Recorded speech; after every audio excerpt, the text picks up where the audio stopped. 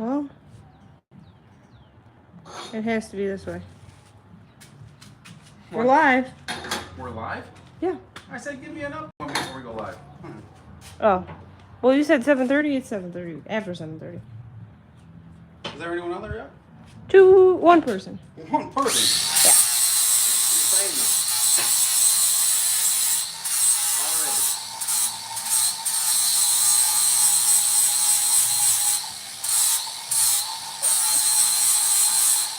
We got a couple people. I was always joking when I said we were YouTube superstars, but we got 2 people on here? 16. 16? Maybe we All are right. YouTube superstars. We'll give it a minute for a couple people to look at, or to 30 seconds of video. You already got 16 views. join in. I don't know if the orientation on the video is right or not, but when I tried to turn it the other way, it yelled at me. So if it's a bad orientation, sorry guys.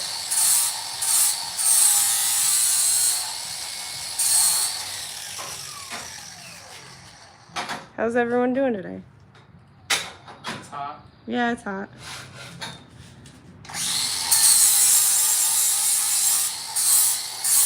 I'm gonna give it another minute or so and we'll start talking here once a couple more people join in. I got bit by an animal. Animal. Something like that. You mean a little bug? Something. A little bug tore No, that thing you was up. an animal. And it tore me up. There's a little bug, it tore you up. Sure did. Maybe. You think so? I hope so, but I don't know about all that. I think so. You wanna talk, Nick? You talk. You talk, you entertain the people. Snack will go drop my $30 angle finder. Oh. Well, It's magnetic too. Like, how do you not? it didn't stick to no metal. Good thing the government gives us money to have you around. What in the world? It's got what? It's got a magnet on it.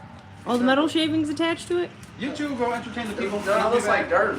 No, that's like grinding pieces, like Yeah. Yeah. all the shavings that attach to it. You two entertain the people. I'll be back in a minute. Well, I'm trying. And we'll talk about some things as soon as I get back. Good. Cool. So, Nick, you turn off the radio. So, Nick and Caden are out here working on some more bars. I'll let Nick really go into detail with it, but he's working on some of the supports here in between parts of the funny car cage. So, they're working on that. Somebody asked about Rex. He might be... Oh, he's not in his chair. Rexy, where you at? You ain't sitting in your chair? Everyone wants to say hi. You can go sit in your chair? No, you're gonna say hi to Caden? Go sit in your chair. Go sit in your chair. He said this. Yeah, it's gotta be stable.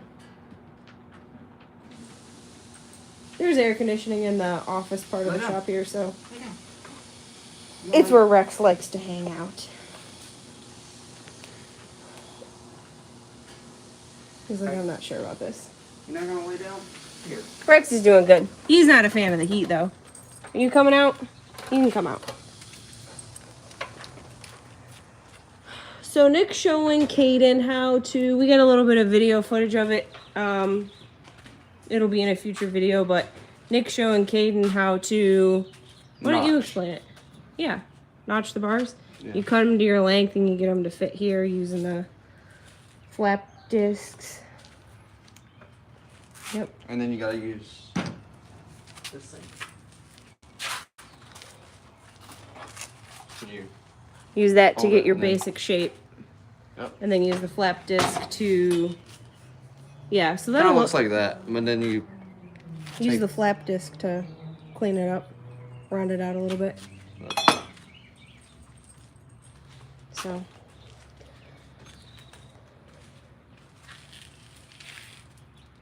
let's see.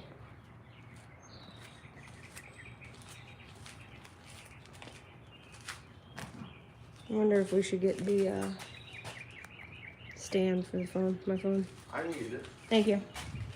I don't know how I'm going to put it in because my phone's orientated differently, but Yeah, so Nick is out Yeah. here Switch it. not locked. What?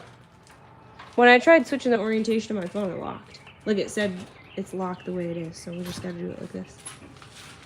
What are the people saying? Just hello and asking how Rex is doing and Not asking about us. That's okay. I like the dog more than people anyways. so what's been going on? Working on the car a little bit. And then Where's Cars and Snacks is over here. And he went and we did a video the other day. How are you gonna do this? I could put it in like that, I just can't charge my phone at the same time. What's it at? I'll just leave it plugged in for a few minutes. Come on, I don't want to be the star of the show here. Kaden, go sit next to Nick. Maddy, get in here. I'll just hold the video and then y'all just. No, just hook it up. All right. We got a tripod for a reason. Alright. So Kane went racing Saturday. Yep. And he won his class. Keep talking. I'm just watching you. Keep talking. So he went and won his class. That was pretty cool. That was pretty cool. There was we did a little Was video it on pretty it. cool? What? Was it pretty cool? Yeah, that's pretty cool. You know what's not pretty cool? Me. And this haircut that you haven't given me. I need one too. No, You got the clippers in the camper. maybe we'll do that after this video. So it was pretty cool. Come on, you're supposed to laugh. Pretty cool. Idiots. So yeah, they went out there and there were some little kids. How old or how young are the youngest kids out there? Like 5, 6 years Like old? 4 to 5. 4 to 5 years old. There's a little class out there, and some of those kids are pretty dang good. Like, I like that tall. yeah, They're about like you. yeah, jumping over curbs and stuff like that because I can't see the immediate center median. So yeah, so that was decent. Not pretty cool. It was decent. And then what else? This doesn't work because then we can't see like the comments and stuff like that. Where's your phone? We can watch the comments. We can see the comments on your phone. You guys keep talking. You're so unprepared for this stuff. You're the one that wanted to do this in 10 minutes. Yeah. And I applied pressure by making the video go live in 10 minutes. There you go. We're never gonna be YouTube superstars. Y'all were a little late, but it's okay. Tractor supplies. But this is like, I can sit over here and y'all can talk. I mean, no What? matter. I can tell you what the. Well, you can read it on there. Yeah. too. So yeah. we went to Caden's race. Pretty cool. Pretty cool. There's some little kids out there, and that was I'm sorry, I'm gonna say it. It was freaking cool. You see little kids out there, and like that's like the next generation of motorsports in general. And like we do drag racing because that's what I was brought up around. But I like all of motorsports, all different types of motorsports, and it's all generally speaking, the people are all pretty similar. Dirt racing is a little bit different than drag racing, but it is it's all motorsport stuff, and it's all related, and it's all interchangeable. And there's a lot of things that they do on the go-karts that people might not correlate with drag racing, but all types of forms of racing, whether it's boat racing or go-kart racing or anything, it's all competition. You're doing the exact same thing. You're trying to go as fast as you can from point A to point B, whether it's in a circle, whether it's in a straight line, whether it's in water, whether it's in air. And there's a lot of things that correlate from one thing to the other.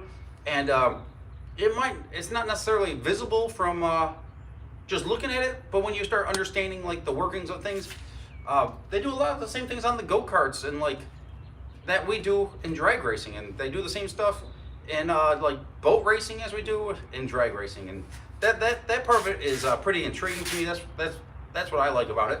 And then that little girl was that girl was good.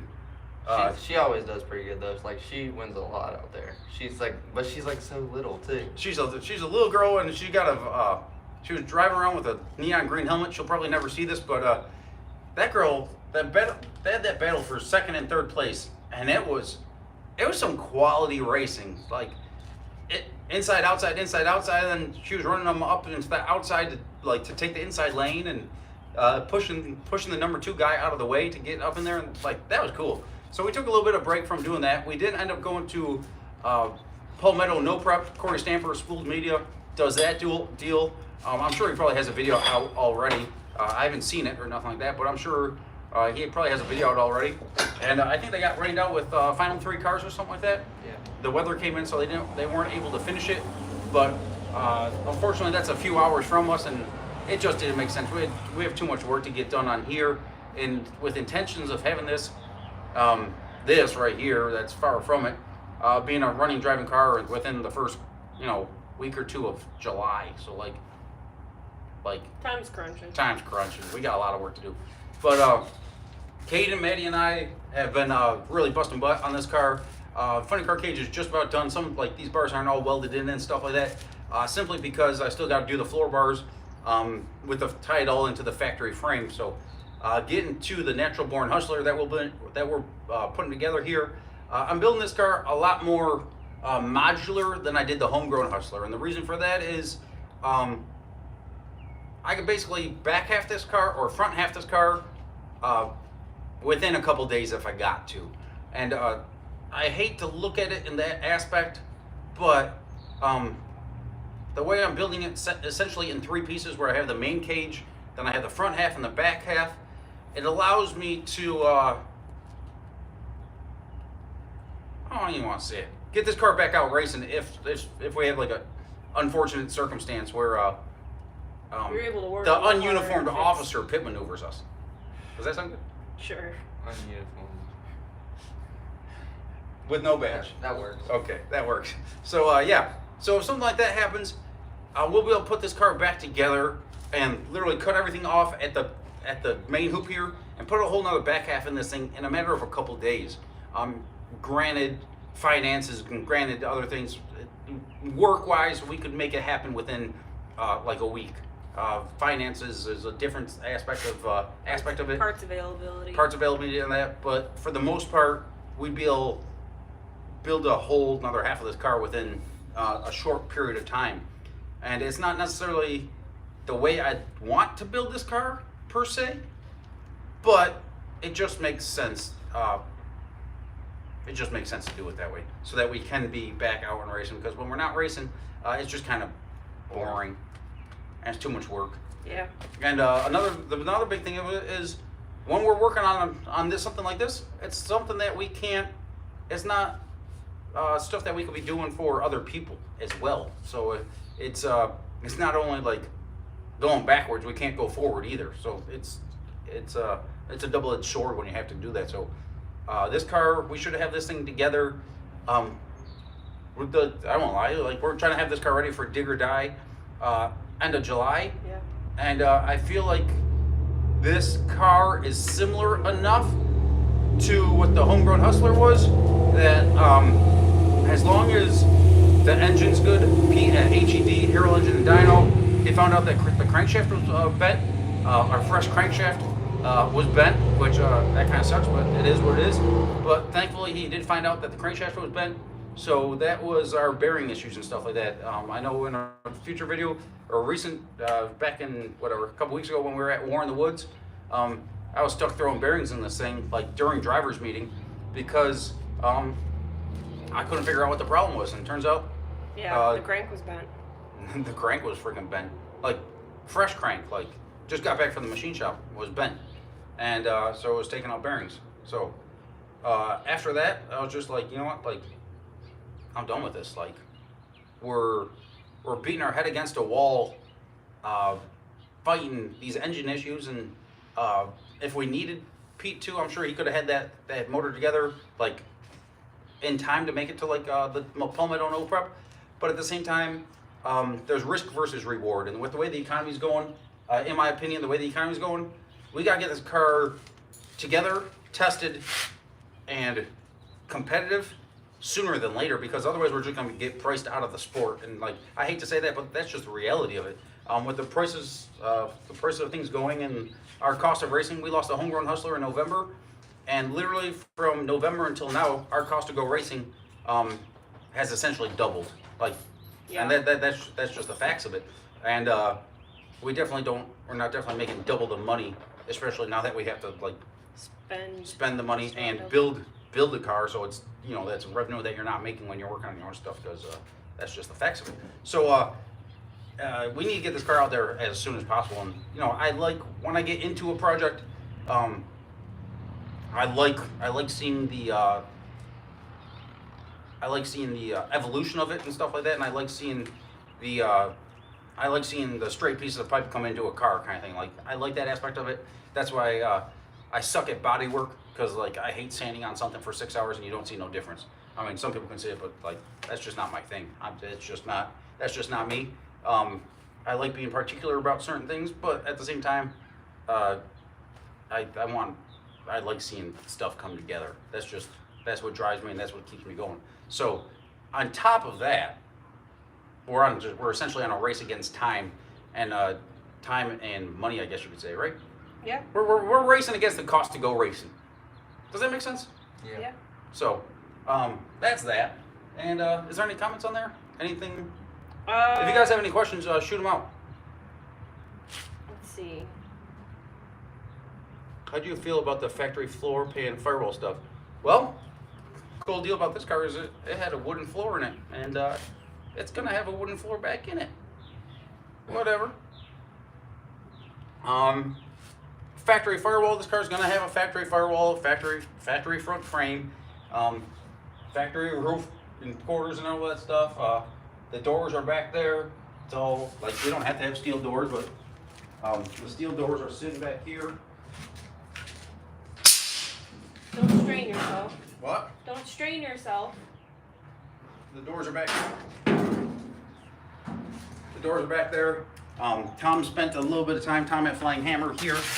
Thanks to those guys, Tom spent a little bit of time prepping those doors for me, so I didn't have to work on that. That guy's exceptionally talented, and he's going to be helping out on a couple other things, doing some finishing touches once I get all the main work done on the car. Are we doing tinted optic armor back in the thing? Damn right I am. That'll look cool. This thing's going to be sinister looking. Like, I want the whole car, like it's kind of rusty now, but I kind of want it dark with the tinted windows, tinted windshield, tinted sunroof. Like, I want this thing to look cool.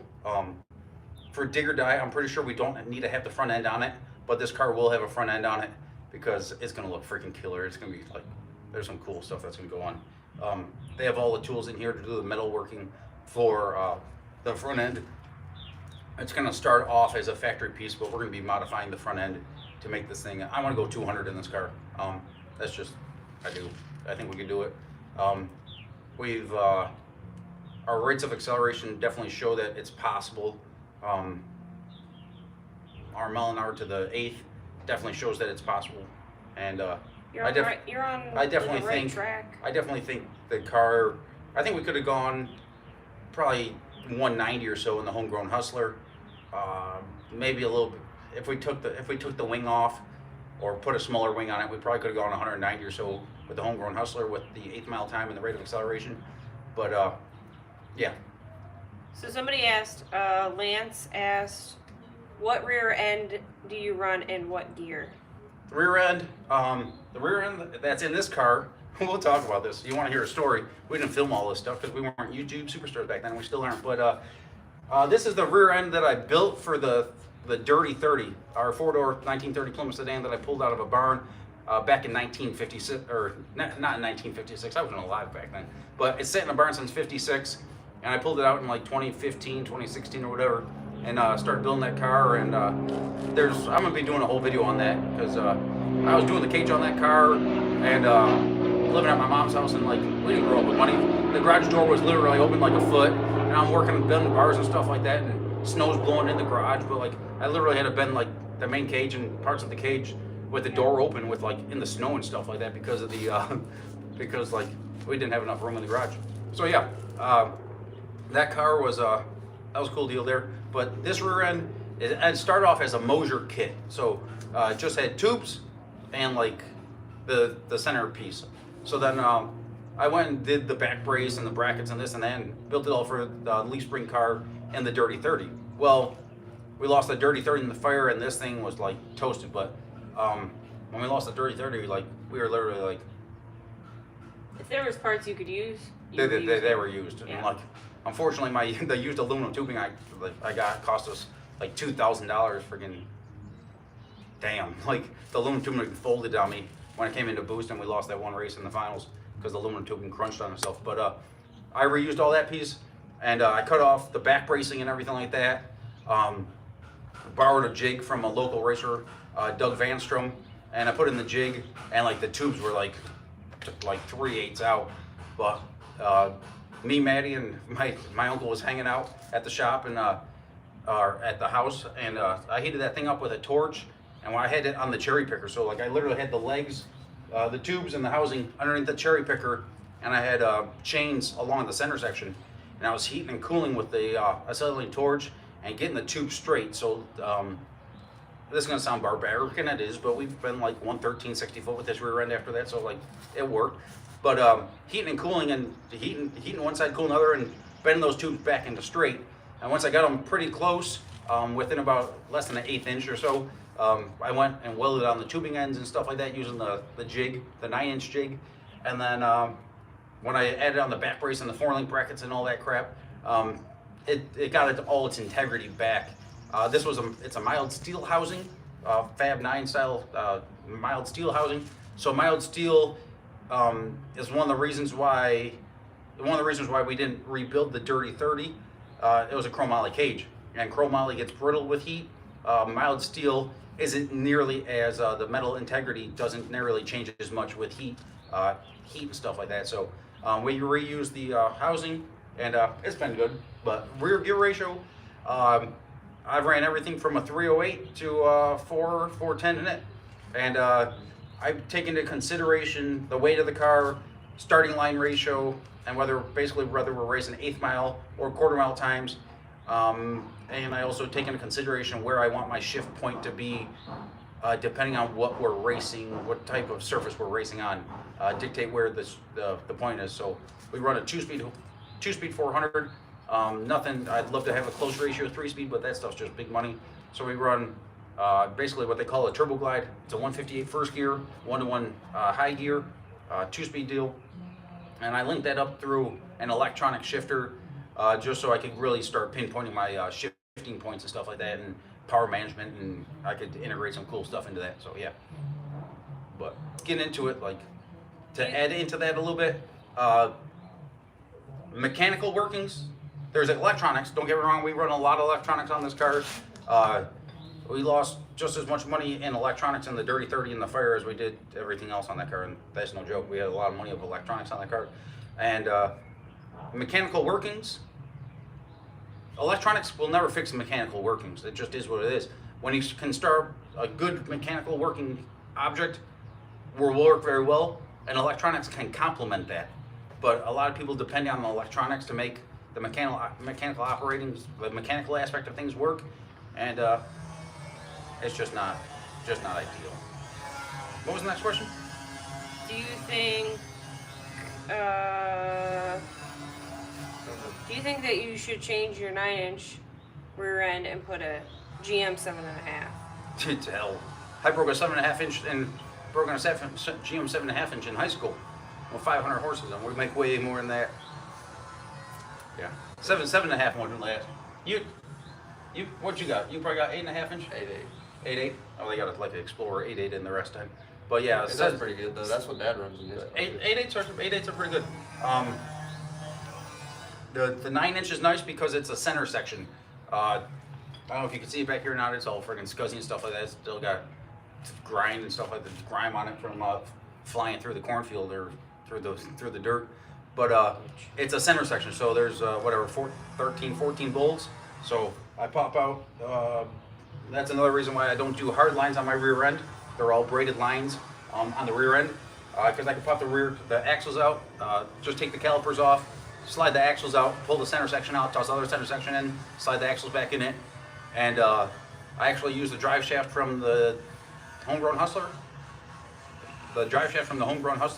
And I bolted it to a plate, so I can literally, with the stacker trailer, I put the drive shaft vertically because there's big three prongs on it, and it's a big horseshoe type deal. And I put it underneath the chassis, and I'd strap the front of the car down and leave the back undone. Just adjust the ratchet straps, lower the lift down, and then pull the tires off in the trailer, and slide in there and change the center section if we got to, and then put it all back together. Someone asked about doing a drag and drive event with this. Yeah, I'd like to. Yeah, I'd like to do 6 weeks this winter. So that's a possibility. They're Maybe. doing another one, like in 2022. I'd imagine so. But it was a February race, so are they gonna do a second one, or is it gonna be next year in February? I said winter. That's February, right? It's next year though, not this year. Yeah, like in the Okay. next 365 days. Yeah, probably. Okay. I'd like to. What different size tires? Like we're gonna do a lot of the small tire, no prep stuff, but like would you do a small tire at the drag and drive, or would you? It depends what the class allows. I might toss like a Hoosier QuickTime Pro on it, so we don't have to swap tires in and out. Because I'd like to possibly do it. Well, I don't know. We being down south and stuff like that.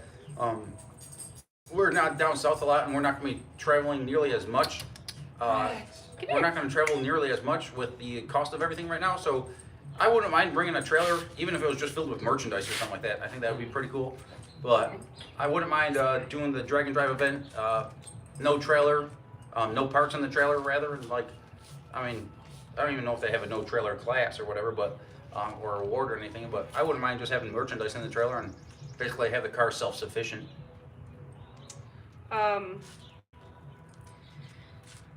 Do I use bed tech? Yeah. No. Software to lay out your cage bends and make templates for the joints. I use this guy. This is my mark in the shoe. At the start of the shoe, this is 1 inch, 2 inch, 3 inch, 4 inch, 5 inch, and right here is 15 inches. And so you scribed these lines out before it was bent. yeah, because on the inside, there's inside marks too. Okay. So here, I know if I need, let's say I'm doing like this bar here, right? Like I said, I'm doing this bar here. I'll measure from here to the center point, and I know that it needs to be on the 33 Dodges. The bodies are tapered. It's a 103-degree bend, so I know measure from the center point to here, and I know I need to have X amount of tubing, and then I measure from like 15 inches down, so I know 15 plus this, then this to the center. So I measure from here to the center point, and then plus 15 inches, and I put my tape measure in here and bring it all the way down to the bottom, so I know this plus 15 plus this is half of my tubing length, and then I double that, and I'll mark out my center. We did a video on that earlier, but I'd mark out the center point on the tubing, and then I work from the inside out, and I'd make this bend, and sometimes you gotta work inside out and inside in. The way I did like the homegrown Hustler cage is one of the reasons why, the way I did the homegrown Hustler cage is I actually bent that thing so it came down, then in and up, and actually tied back into itself. That way it made the pickup points on the ladder bar where I wanted them, and it also made it extremely strong because it was all one piece tying back into the number 1 bar. And yeah, but no, I don't use bed tech. It's a good software and stuff like that, but I don't know. Finances? And I have the money for it. Yeah, that too. What else? Have you thought of teaming up with Matt at DNR and Turbo John? Well, one of those guys have asked me over and over and over. Another guy, Turbo John's about, well, I guess I gave that away. Turbo John's like 3 hours away from us, but We're really good friends with Matt. We yeah, like. I've known Matt for a couple years. We've known Matt for what, 4 years now or something like that? Yeah. 3 or 4 years, and we spent a lot of time with Matt. Turbo John, he's about 3 hours east of us. Yeah. But me and Turbo John, if we teamed up, we could screw up the small tire no prep stuff, at least a lot of it, and I firmly believe that stuff. Someone like Lyle Barnett, Beer Money, those guys,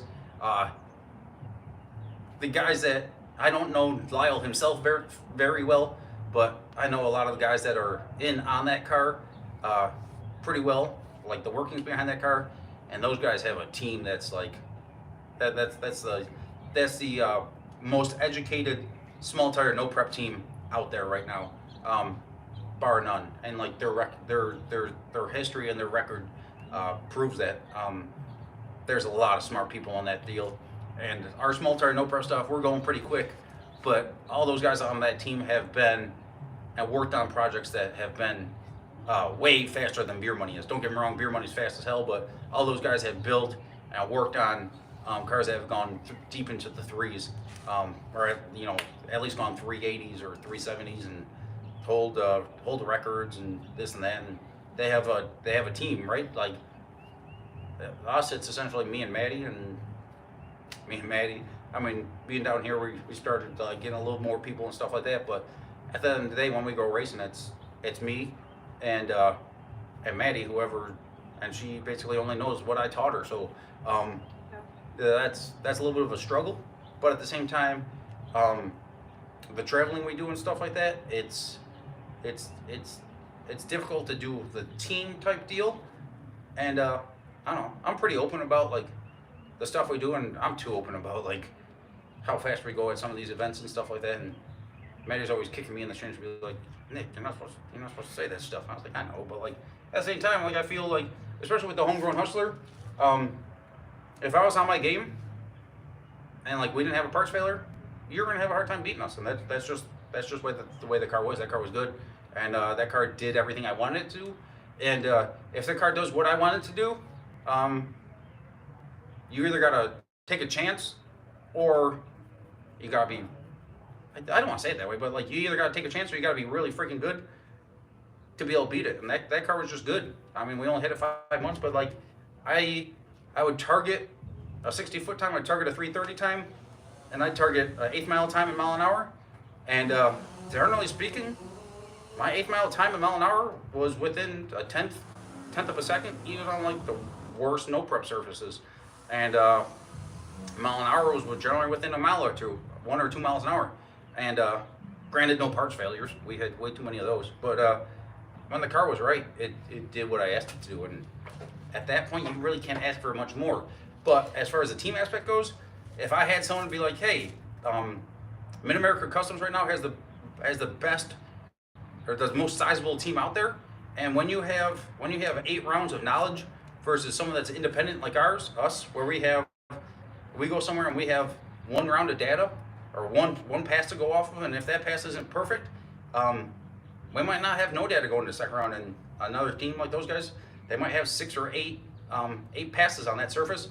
And if you got 8 passes on that surface, you could set up the car to go, maybe get one guy's like, I don't want to put numbers out there, but maybe one guy's targeting, put a number out there, but I'll do it way skewed. So let's say one guy's targeting a 2.0 60 foot, another guy could target a 190 60 foot, another guy could target a 180 60 foot, another guy could target a 160 60 foot, right?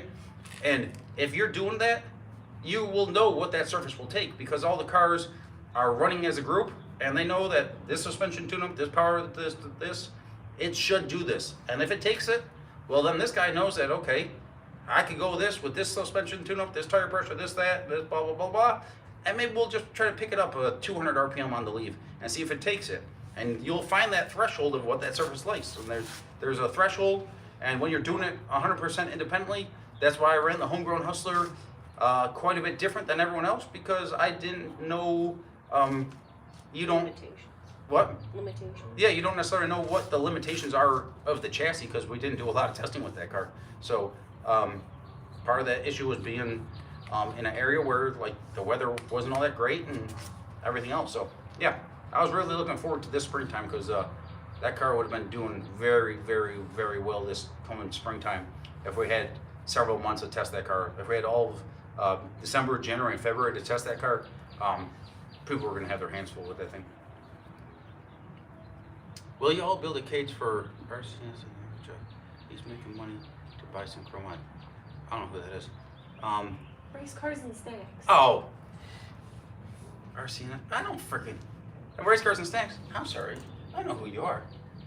RCN. He just You doesn't just know don't- you that just don't remember me. abbreviation. He knows who I am, he just don't remember me. That's all. He doesn't recognize that abbreviation. YouTube's funny though, because like everyone comes up with their own acronyms and stuff like that, and like I gotta learn them. Yeah. But I think I remember your mom saying something like that. She said he needs one. What? A cage? In the truck. Yeah, we can do a cage. Not in that truck, no. We'll have to get a new truck. We can do a new truck. Yeah. Hey, my first hot rod was a first gen S10 Blazer. I beat it. I went 670s at 106. I beat it. Yeah, but But you also had more mile an hour. yeah. But I'm gonna go more mile an hour than you now. I'm gonna go like 112. I hope so. Like the only new part I had on that thing was Felpro 1003 head gaskets. Everything else was used, including the bearings and fuel pump and fuel lines. That's and how my everything. truck is pretty much. Nothing's brand new. The cow tracks.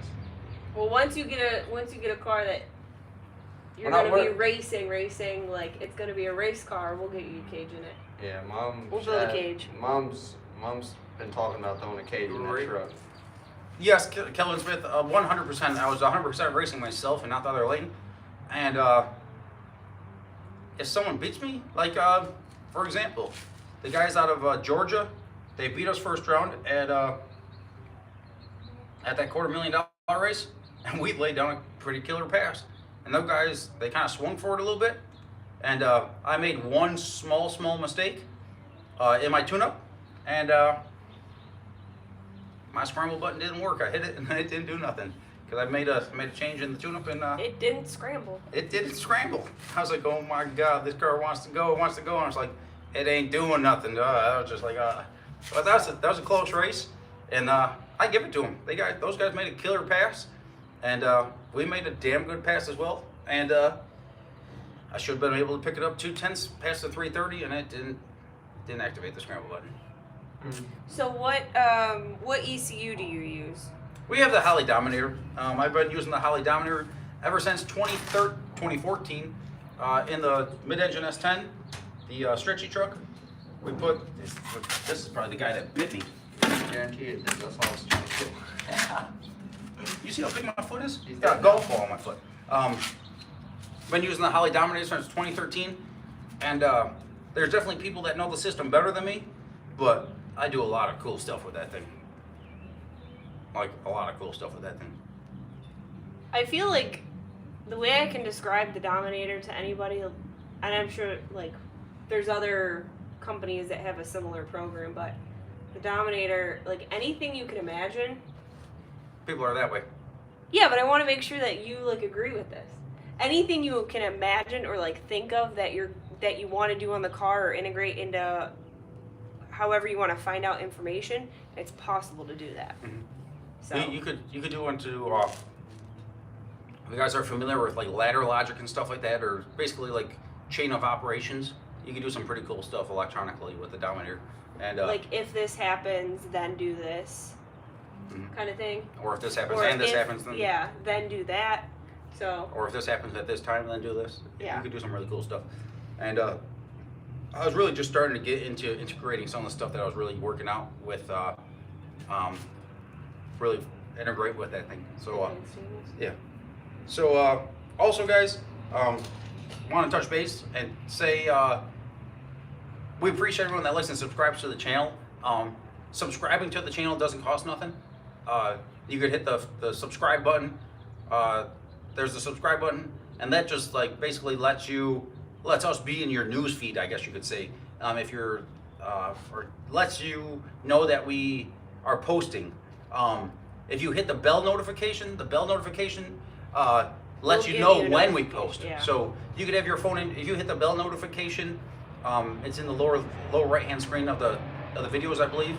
If you hit the little, it looks like a big ding dong bell. Mercy Flight. Whatever. Life Flight, Mercy Flight, it's all the same stuff. Hospital helicopter. Oh, that's probably from that accident that just happened. Maybe. But yeah, the little bell notification. If your phone is in your pocket, you'll just get like a little ding, like your text message or something like that, and it'll let you know that we posted another video. And we've been posting videos almost daily. We forgot to post one yesterday. We were busy wheeling and dealing yesterday, so unfortunately, cost of racing. We have a couple people seriously interested in our trailer. That was like a dream of mine, to be able to have like the toter home and the trailer, to be able to do that stuff and travel. And we lost the Dirty 30, and I was like, you know what, we could still make this work. And then we lost the homegrown Hustler, and it's just like, I kept it since then. And it's just something that, if I got a car that's competitive, I want to throw my name in the hat. And if I got to get there in a damn school bus on an open trailer, I'll bring that car out there with a school bus and an open trailer and put my name in the hat, because this car should perform. It is a bunch of tubing and it's got a fair amount of nick involved into it, and there's a chance that it might not work as good as the Homegrown Hustler, and there's a chance it might work just as good as the Homegrown Hustler, and there's a chance that it might work better than the Homegrown Hustler. And if it works better than the Homegrown Hustler, it's going to be a hard car to compete with. As far as the type of racing that we're doing, we'll be able to toss a big tire on this car, but this car's not a big tire car. I didn't build it as a big tire car. It'll be able to accept a big tire, but right now, financially and stuff like that, we can't afford to run our stuff hard enough to compete in big tire. It just is what it is. I firmly believe we have the potential to go. We ran pretty good with the Homegrown Hustler. Some people think the Dirty 30 was faster than the Homegrown Hustler. Not even freaking close. The Homegrown Hustler was just smooth, and smooth is fast, and smooth that sometimes looks slow, and that's cool. But that car did some pretty impressive things, both on the street, on the no prep stuff, on the front side no prep stuff, on the water burner on only stuff. That car was it was on its way to doing something special. So injectors, turbos, and wastegates. Injectors, I'm a budget guy. I have we run a 16 Bosch 210s, and when we're not using the thing, we got an aeromotive mechanical fuel pump on it. I disconnect the fuel pump. I set it up with this is because we run alcohol on it. Yeah, because we run alcohol on it. I disconnect the fuel pump, put a plug in the fuel pump so the fuel pump stays saturated. Alcohol doesn't necessarily corrode and stuff like that unless there's getting a bunch of air in it. So I'll plug off the line, and if we're not racing for a little while, I'm not saying do this, but I put a vacuum on or I'll blow out, just because my air is pretty clean out of my mouth. I'll clean or blow all the fuel out of the fuel rails, and then I put a vacuum on it, suck it all out, and then I get a 1/4-inch push lock hose that we use for wastegates and stuff like that, and I'll spray WD-40 in the rails so it gets in all the pinchels and stuff like that, and then I'll roll the motor over so the injectors cycle, and puts a little bit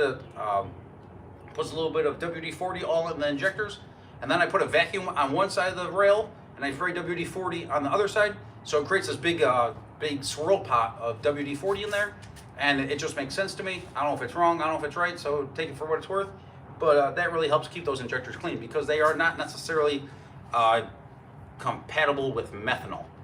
They work with methanol. We've used them for a couple years on methanol. They work. We're limited to about 2,200-ish horsepower, but that's plenty for what we need to do in the small tire no prep stuff. We run 16 of them. I run them at a 95 PSI base. So 95 PSI base means it's got 95 PSI of fuel pressure at 0 boost. And then at 20 pounds of boost, it's got 115 pounds of pressure in it. That's that. Wastegates and blow-off valves. We all use Tile stuff. Tile, they're up in Michigan, USA made stuff. Pretty good quality. They're actually the wastegates that came out of the fire. So they're made out of like 60-61, pretty good aluminum. But even before that, they were on the stretch truck, right? Yeah, I've had those same wastegates and blow-off valves since 2013. They were actually in the fire, but luckily for the wastegates, the one broke off, I believe. Yeah. I think the one broke off, and then the other one, like they're all scratched up. You could look at them. They'll be on the new car too, because I'm not buying new ones. So they're all like marked up and stuff like that. But they're good quality aluminum, and with the Dirty 30, we didn't have a hood on it. So luckily, a lot of the heat that was in there, like it melted a lot of stuff. Don't get me wrong. But luckily, the heat didn't affect them enough that they weren't rebuildable. So they serviced them. I don't know if they tossed in some oversized bushings or whatever in there, but those guys over there helped us out a little bit, and they made them work for us. They rebuilt them for us. So turbos, Borg-Warner S400 SXEs, 82 millimeter turbos. They're good for about $1,300 each, and thank goodness. One of the guys, Borg-Warner's over in Asheville, about an hour and a half from us, from where we're staying right now. And Brian from over there, I've been running Borg-Warner turbos since 2014. after I got back from drag week, and like those turbos were freaking junk that I had on the blow-through sub. And I've been running those turbos since 2013. And when we lost the homegrown Hustler, it was in bad shape. So we put it on Nigel's dyno over at Brutal Speed and Tuning, and the turbo was all messed up, but we couldn't get parts for it. So I literally took vice grips. I don't even want to admit to this, but I took vice grips and I broke off a bunch of fins on the impeller, on the impellers, because they were all chipped and getting ready to flake, and you can't let that stuff go through the motor. So I literally sat there with some pliers and broke off the chips and stuff like that, so they didn't go through the motor. And then we went and made like 1700 with these headers that were like absolutely freaking brutal, like brutal.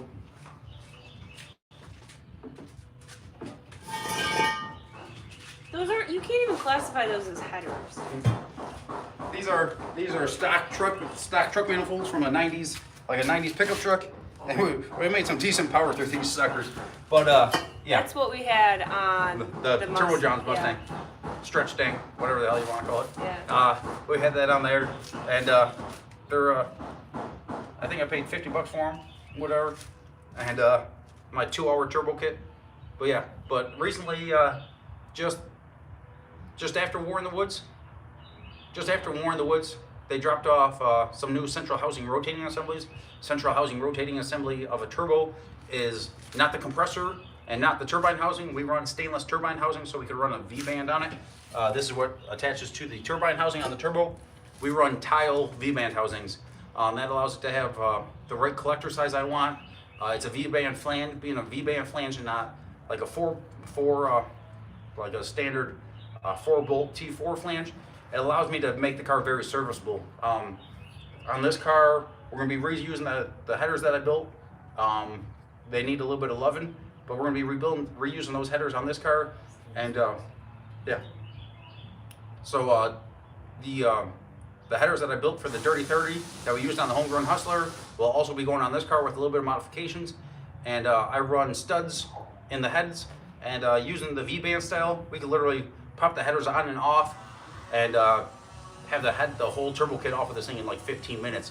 And that makes it very nice for serviceability, especially when we're racing for big money and stuff like that, or racing in a big field, that if something was to happen in between rounds, we could get a fair amount of work done in a short period of time by having that accessibility. So yeah, but we got new central housing rotating assemblies, which has the bearings, the impeller wheel, and the extruder wheel, along with the bearing assembly. So a couple people have asked about what the wheelbase is going to be of this new car. Factory, this is a 116-inch wheelbase on the car. Unfortunately, it's a little bit shorter than what the homegrown Hustler was. The homegrown Hustler was a 120-inch wheelbase deal. The homegrown Hustler was the long wheelbase. So the 4-door car is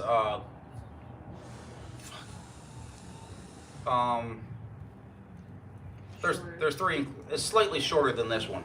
That's one of the reasons why I wanted the truck. These trucks are 116 to 118 inch wheelbase. Those were a little bit shorter. Those were 114, I think. 113, 114. And then like the homegrown Hustler was the long wheelbase truck, and that was 120 inches. So it'll fit the factory, like the factory wheelbase rule that they've got in some of the classes, or it'll be like plus or minus however 1 to many 2 inches, inches. yeah, whatever it is. So it'll fit the rules.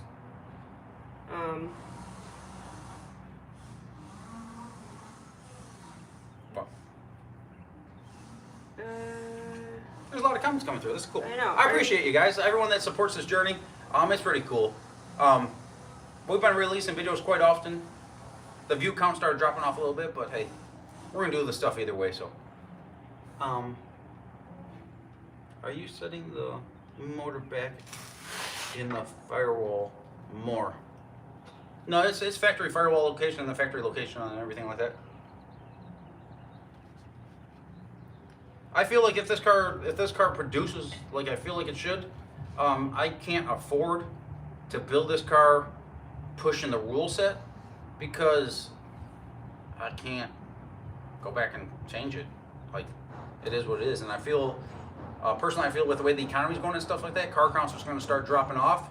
And where car counts start dropping off, the rules are going to start coming back. So like, I don't even want to build this car to a complete outlaw rule set, because I don't believe that the outlaw rule set's going to last, because you're not going to have the car count with the outlaw rule set. And literally, like I said earlier in the video, our cost to go racing has legit basically doubled since November when we lost the homegrown Hustler. So with that being said, it just didn't affect us, it affected everyone. So with that being said, the car counts aren't necessarily going to be those 40, 50, 60 car counts that we were having all last year. Tommy's got jokes. He wants to know what color you're going to paint the car. The chassis will probably be clear, and just so the chassis will probably be clear, so I can make modifications. And the body is going to be probably that color right there. Yeah, we're gonna put a fresh coat of paint on it. High dollar paint job over there. We wish. Right? I really. We haven't started on the roof hatch yet, but it will be in there. I'll be doing probably an aluminum 1-inch border on it with the 1-inch border with optic armor in it. What? I said keep going.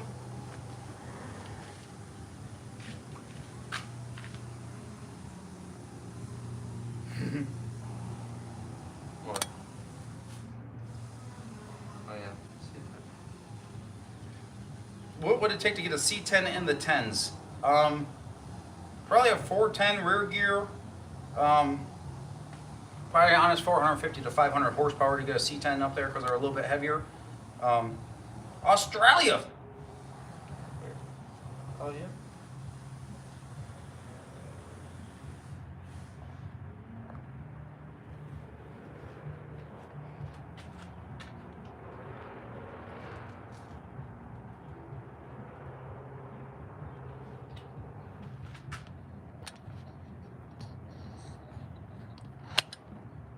Yeah, people have done that to Loco 16.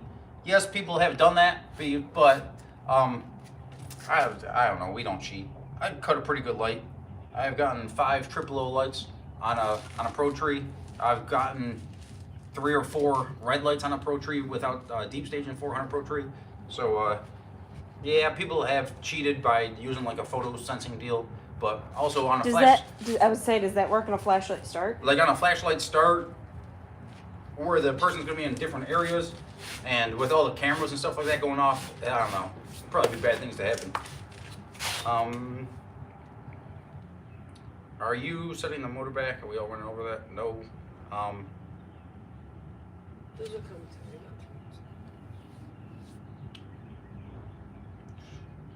through. What other questions you guys got?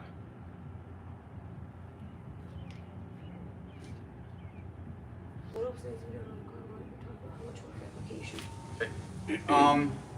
Soon we'll be doing the floor pieces in the front half of the car. Back half of the car is just about done. Funny car cage will be done this evening. There's some bars in here that aren't in the car right now that are already made. Anti-roll bar's done. So I built my ladder bar setup that I built myself. Kind of a one-off deal, but it worked pretty well in the homegrown Hustler, so we're gonna run with it. We could probably start measuring up for a drive shaft pretty soon and get one of those on order, or get one of those because that's gonna be probably a week or two to get one of those in. Electronics and stuff like that, I'm probably gonna make a board up there. Probably tomorrow. I'm not 100% sure that if we're gonna use Turbo John's car again or not this year. It all depends how things go. But this car's coming along pretty quick, so we're probably gonna at least pop the steering column out. It doesn't take much. It's only a couple bolts in there. We'll probably pop the steering column out and start getting everything in place for the steering column mount and everything like that I got to make. What else? Start working on some of the stuff. Once I get the floor in, then I can start figuring out like the brake pedal and stuff like that. And gas pedal. That gas pedal takes like no time at all. That's once we get the motor in there for mock up, the real motor. So I know where the fulcrums and stuff like that need to be. Front suspension, I should be able to do the front suspension on this car in a solid couple days, as long as it's not 110 degrees out. It's getting warmer. Yeah. What else? Rear shocks are done. Then we got to mount the body and the bed and stuff like that. Where is America? You ever messed with stock triangulated suspension? Man, stock triangulated suspension, I don't care what anyone says. Factory Mustang and factory positions kind of sucks. Like, if you go with something with like the Marillet boxes or something like that, you can make it work pretty well. But like legit factory Mustang suspension with factory pickup points, it's just not absolutely great.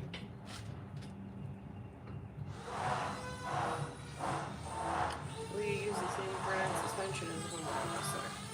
Yep, literally the front axle.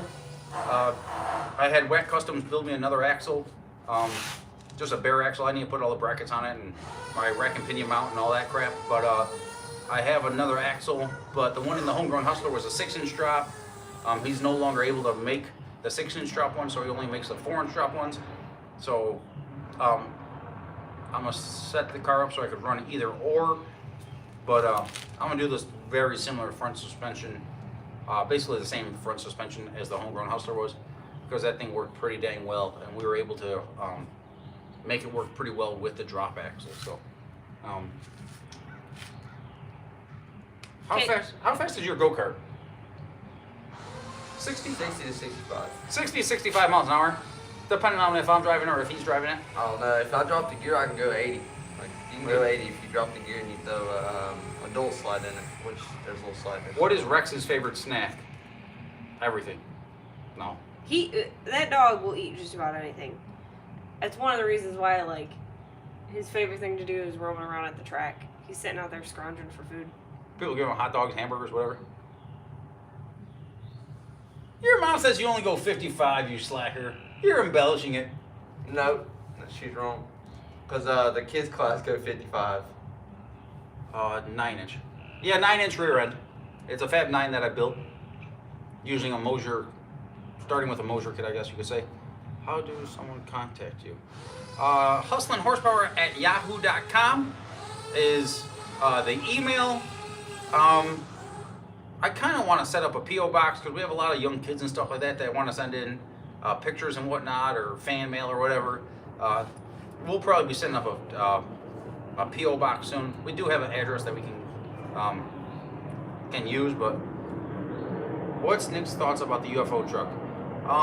It will work. I think he's going to see some struggles past 330 feet. That's my personal opinion. The Mustang suspension is not great because it's a guaranteed winner with a half good drivetrain.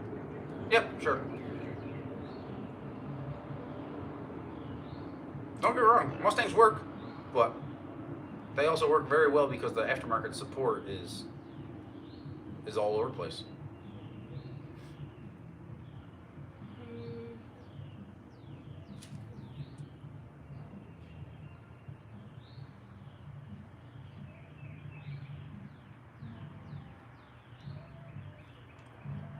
Set up a P.O. box.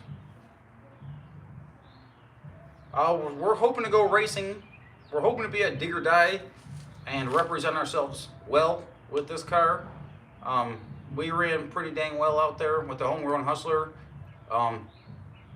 We lost first round against one of the baddest small tire cars in the country. We lost to him by a fender. And that was my first 8th mile hit on That surface. On a no prep surface. I need no prep surface. We made a couple of hits on the street the night before. Literally like a couple 100 foot, 100, 200 foot. And that race versus him, so I tell him how much mile an hour we picked up by the end of the night. We picked up a lot, like a lot, versus that race. But we ended up winning the second chance race versus White Garbage Can. I can't say the real name of the car, but or the stuff that goes in the garbage can. 240Z or whatever it is. Nathan Jordan. He got banned for saying the actual name of the car. Yeah, so we're not trying to do that again. Even though it's not a bad. It's nothing bad. It's not swearing or anything, but it'll get you flagged. That car ran pretty good, and we were a little bit shy. We were a little bit slow and the 60 foot. That was the only pass that it dropped off the whole freaking night. I don't know if it was starting to get slimy or something like that in the finals, but we dropped off almost a half a tenth in the 60 foot, which is a lot. And I got into high gear and I jumped on the scramble button, and homegrown Scramble hustler didn't work. homegrown hustler did what the homegrown hustler did. Yeah. We came around. Oh, I thought. Sorry. Yeah. Oh, you're talking about against freaking Kendall first round? Yeah. Yeah, I hit the freaking Sorry. parachute button instead of the scramble button because I switched the wheels. Good, because I can switch the buttons on the wheel. All right. Next question. Inexperienced driver. My bad. That's okay. You'll get there one day. I have to teach you. Did I make the motor plates? I modified them. These are, we're not sponsored by them, but yeah. These are ICT billet plates. They're decent. The whole fitment and stuff is pretty good. They definitely could use some refinement because you can't even get a big block Chevy starter on their big block Chevy motor plates, mid plates and stuff like that. So they could definitely use a little bit of refinement there, but it just is what it is. They could use refinement, but they're a pretty good plate for the. I think they're like $110 a piece or something like that for a front plate, and like $110 for a mid plate. So it ain't worth my time to make them. As stupid as that sounds, by the time you pay for material and stuff like that, they have a pretty good hold on the market there as far as that stuff, because to my knowledge, they get drops off of some aircraft stuff or something like that, and they're using some pretty high quality aluminum. And the motor plates and stuff like that are pretty strong. They could just use a little bit of refinement on the mid plates, and maybe open up the timing cover area on the front plates for the big block Chevys, because it's pretty tight up in there. And if you have like an aftermarket front drive setup, like a Jeslo setup, you got to clear some. But they're pretty decent. They work. This is something we haven't really talked about yet, and it's an interesting question because I've never really thought about what your answer is going to be. Is it more efficient to counterweight the driver's weight or to set the rear end to accommodate the driver's weight? Is he talking about like putting rear steer in a car to accommodate for... Let me read that again. Is it more efficient to counterweight the driver's weight or set the rear end to accommodate the driver's weight? It kind of depends on the racing. If you're radial racing, you don't want a whole bunch of weight back there. You run that car 58% on the nose. Some of those guys are probably going more like might be more that 58 to 60, probably 60% on the nose on a radial car. So you wouldn't want to counterbalance it by moving like something heavy to the right rear of the car necessarily. That's why you see on a radial car, the turbos are mounted, generally speaking, like if it's a turbo car, they're mounted low and out front with like a dry sump system or something like that. Or that's why, like on a radial car, if it's a dry sump system, you run like, let's say you're running 18-20 quarts of oil. That's whatever, 4 or 5 gallons of oil. That's 30-40 pounds. So then you'll run your oil sump, not sump, but your oil can. Drawing a blank right now, but you'd run that up in the front of the car to put that weight out front. Versus if you're doing like a no prep setup, that weight might be at the firewall.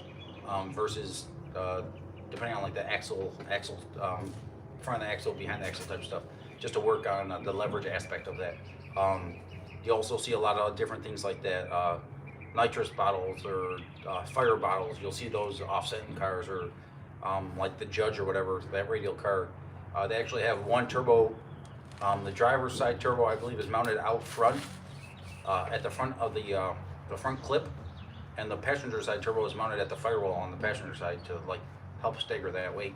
But yeah, you want to be, that car is probably close to class weight as it is, so they probably used what they had and changed the weight that way versus doing it with adding weight or anything like that, because they didn't have, that car was probably too close to the legal weight as it was, so they had to reposition things. That'd be my theory on it. The car was probably just a little bit heavy for the class, so they probably moved things around to get their cross weight and stuff like that where they wanted it. I don't know that for sure, but that'd be my guess on it. What mechanical fuel pump do you use, and do you run a methanol tank up front or in the rear? I run the Aeromotive 11115 pump. It's a 12 gallon a minute pump. When we really turned this car up to, we only turned it up a couple times, or we only ran it with some like power in it a few times. As far as like starting to stretch the legs of the homegrown Hustler a few times. We run the 12 gallon a minute pump, and that's right on the verge of, we can easily max out our fuel pump and injector. So we run the 16 Bosch 210s at the 95 PSI base, and we run the 12 gallon a minute black Aeromotive pump, and we can max those things out with the turbos and engine that we run. With that being said, ideally we'd have probably something like a 16 gallon a minute pump on this thing, and probably a set of 500 pound an hour injectors and a set of like 220 pound an hour injectors. But that's just budget type stuff. That stuff's just not in the budget. We're not YouTube superstars, so we don't get we're not getting parts thrown at us. You're a YouTube superstar. What else? But yeah, it's a 12 gallon a minute pump. It's their black pump. Aeromotive black pump. I've ran up Aeromotive stuff for quite a while. Pretty good quality stuff, and they're over in Kansas City area. So.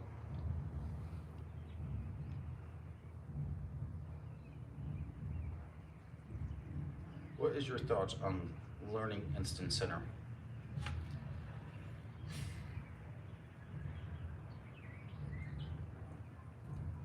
I'm gonna find a fire suppression system for this car. Aftermarket support isn't.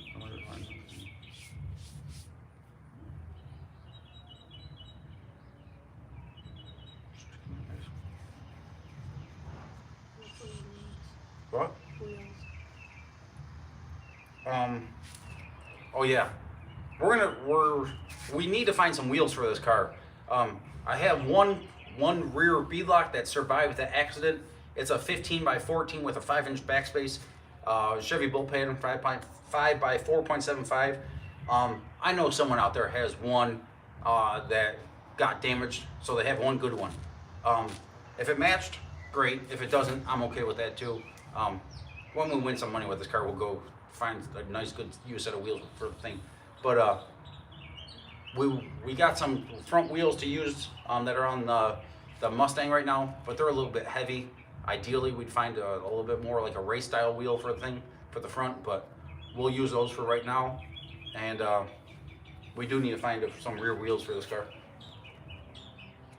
I don't know what the deal is with their phone. Well, you keep on switching it left to right. No. A good small tire car, no prep car. I don't know. We're gonna have to. We've been out of the game for. If we want to be competitive, we gotta go 450s with this thing. Sounds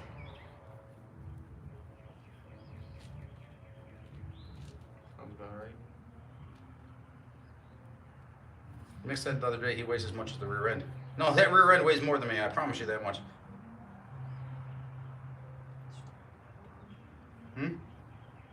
Okay. Yeah. Learning Instant Center. What you like? Instant Center is a number. It's a very important number, but it's a number. There's a lot that else goes into play with it. There's correlations with the weight bias and the height. Man, there's just so much that goes into it. There's so much that ties into like front and rear suspension. So like good movements too fast are no good. Bad movements too like really slow might not be noticeable. You might not even know they're bad movements. You'll see some people, they go and have a car that doesn't work that great, and they put shocks on the car that are super tight, and they're like, oh, the car works great. Well, you didn't necessarily fix your mechanical workings. You might have just made your slow movement slower, and the car picked up because you're not doing as much bad. Just kind of put a band-aid on the issue instead of fixing the actual problem. But that's front and rear suspensions. It's all about matching them. They have to correlate with whatever your target is. You could have a rear suspension that works really good, and have a front suspension that doesn't work good, and your car's not going to work good. You could have a front suspension suspension that works really good and a rear suspension that doesn't work good, and you might be able to do wheelies and stuff like that if you don't put no tire pressure in it. That doesn't mean your car's working good. It's a balance between front suspension movements and rear suspension movements and tire pressure and weight percentages, and it just gets so involved. This isn't the place for that. A live video isn't like Good. There's too much to explain. There's too much to explain to really talk about. Because like an instant center on this car might not work for this car because something else is a little bit different. If you're like a root style blower car where you got a 80-pound blower sitting at the top of your intake, that's way different than a nitrous car that has a freaking 4-pound carburetor sitting on your intake. Like, it's way different. If you have a Pro Charger car with a 25-pound, gear-driven Pro Charger hanging 10 inches off the front of your crank, that's way different than let's say a turbo car that has turbos at the firewall. Like, there's a lot that goes into it.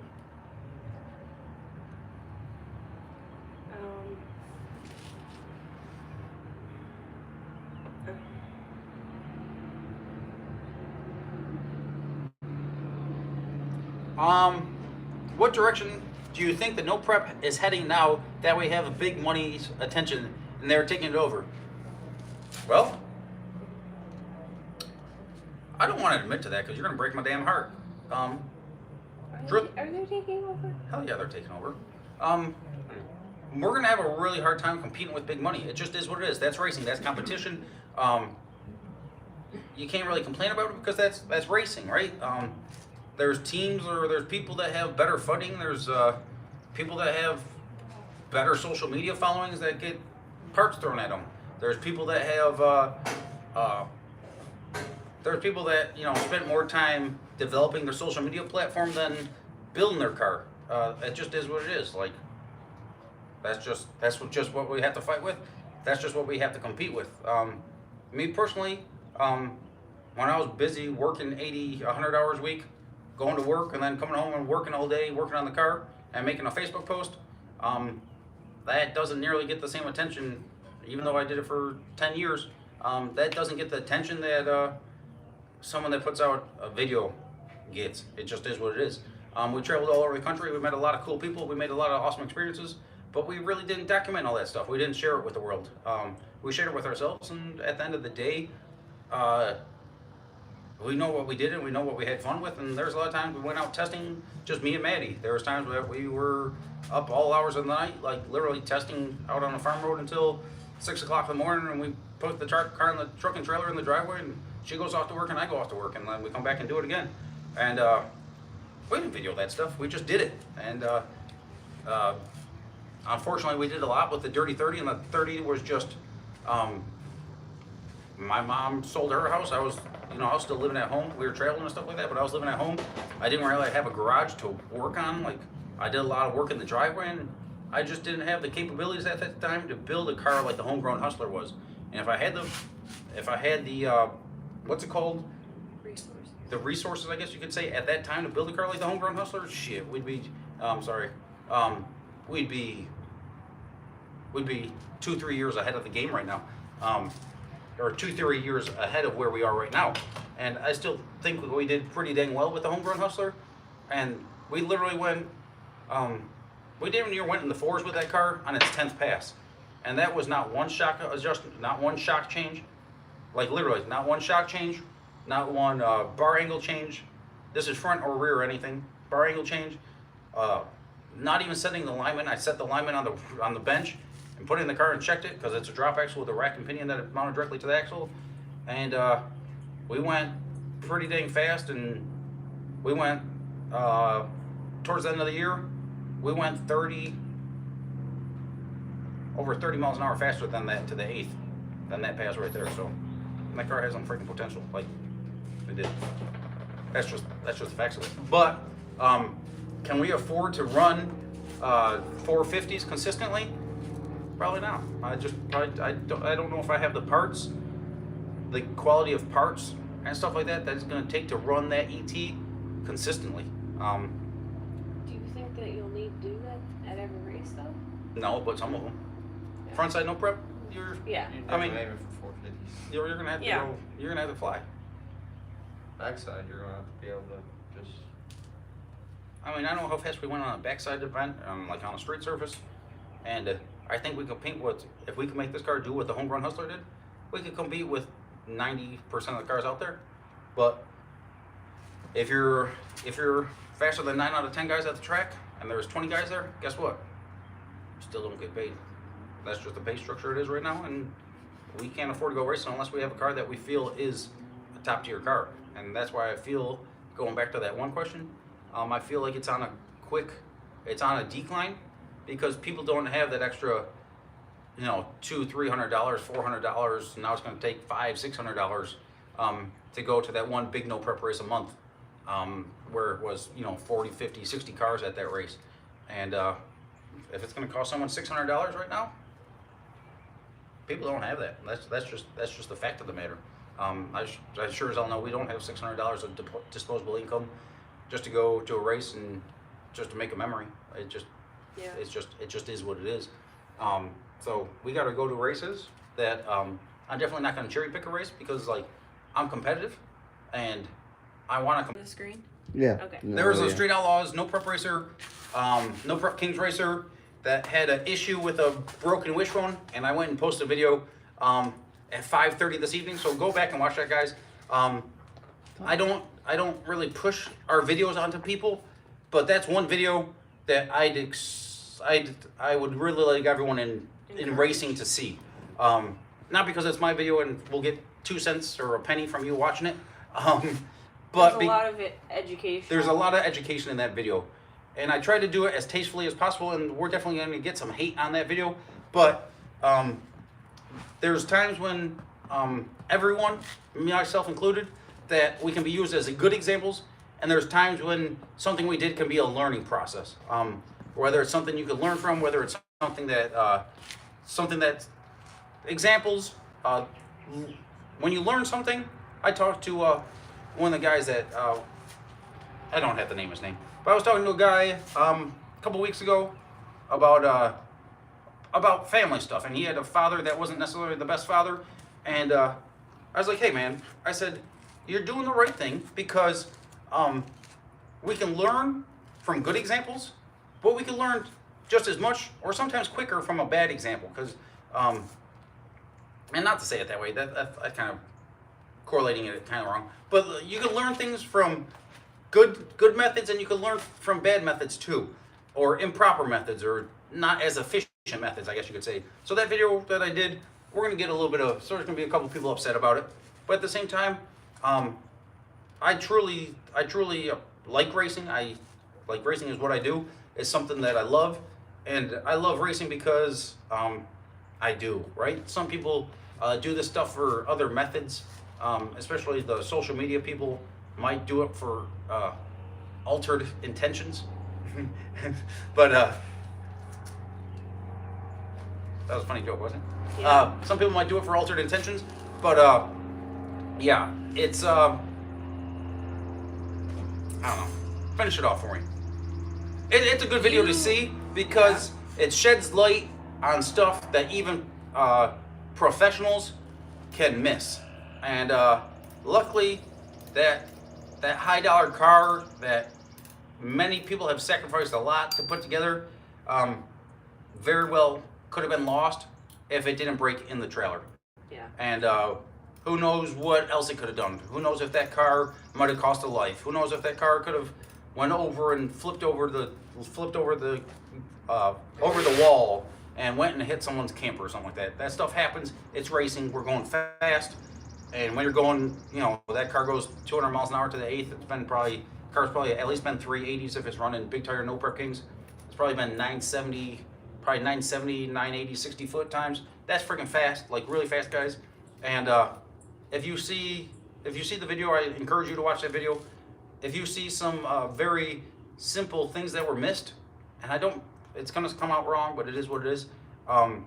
Just know I'm doing it with good intentions. That could have been really bad for some very basic, very simple things that were missed. And it very well could have been, race cars are an evolution, right? The Dirty 30 compared to this, what car is two totally different calibers, right? And I knew where I was starting to like, put it this way. The car I built in high school, I wouldn't be trying to race small tire no prep stuff with it, right? Because it's an evolution. And as cars evolve, there's a point where you have to go back and start completely over to make sure that this part that you built for a car that made 500 horsepower or 1,000 horsepower or 1,200 horsepower is acceptable to work with something that makes 3,000 horsepower. And there's that something that, like, I might be able to build something that goes in a 500 horsepower car and will last years, last its entirety on a 500 horsepower car. Well, if that guy decides to go put 2,500 horsepower in that chassis, puts a better cage in it so it certifies, certification is just a damn sticker, it doesn't mean your car is good, goes and puts a 2,500 horsepower car in there, but has a wishbone that's made out of subpar material and doesn't have the full integrity of it, that car's not gonna last with that part in it. So as things evolve, you have to evolve other parts of the chassis as well. And nowadays with technology and stuff like that, with EFI and turbos and forced inductions in a whole, power is a whole lot easier to be made. So now you got to start getting back at the chassis stuff and the tuning stuff and the shocks and all that other stuff that goes along with it. So it's the same reason why you wouldn't run, like, certain cars wouldn't run the stock brakes. Yeah. You got to upgrade the brakes to fit what that car is doing. Mm-hmm. Yeah. Same thing.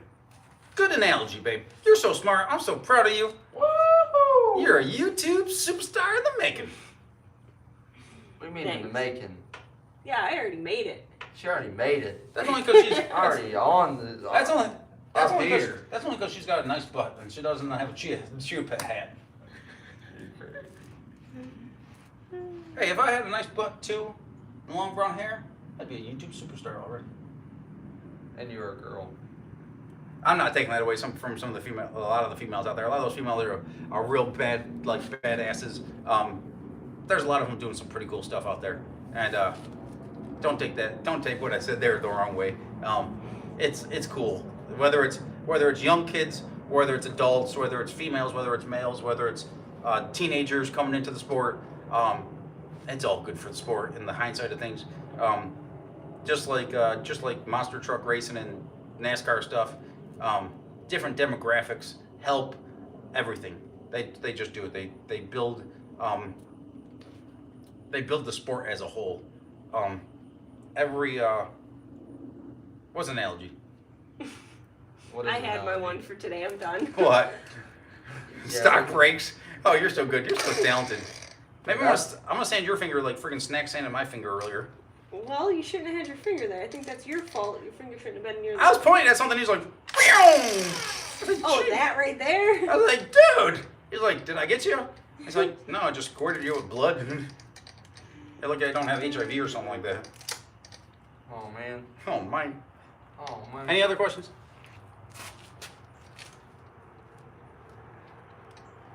Duplicate. Here. Pass the drive. Well. Hammer down. Just in time. Just in time. Wow. Do we want to have Boost as my friend jump in here? Let's have Boost as my friend jump in here. We still have people on here You want to turn watching. some lights on out here? You can maybe. Maybe before it gets too dark. I mean, you can see. Yeah. Maybe it'll help the blur too. Maybe. Or maybe. That's true. It could. Boom! Yeah. Jeez. Look how Lights, bright it is. camera action. As we were coming down the road, I was trying to see what the lag. Oh, my favorite Boost is my friend's son. There you go, my favorite one. My favorite one there. But yeah, we were turning the road. I heard it. I said, "Well, what the lag is?" Nikki said, "Don't do nothing." She said, "You know, we get there, you're not going to be able to make no noise." We'll just Come on, sit in the Damien. car." Come in here. Come on here, Damien. This is the favorite kid. Oh wow. He's my favorite. I'm not the favorite. He's my favorite Boost is my friend's son. So yeah, this is the whole Boost is my friend Oh, yeah. clan is here. You could hear. Oh. He's in the background. There he is. They're, Da-da-dum. they're over there. Wearing a Sunny shirt. Maybe Sunny's wants to come sponsor us a motor. That shirt was, what year was that shirt? 2003, I think, wasn't it?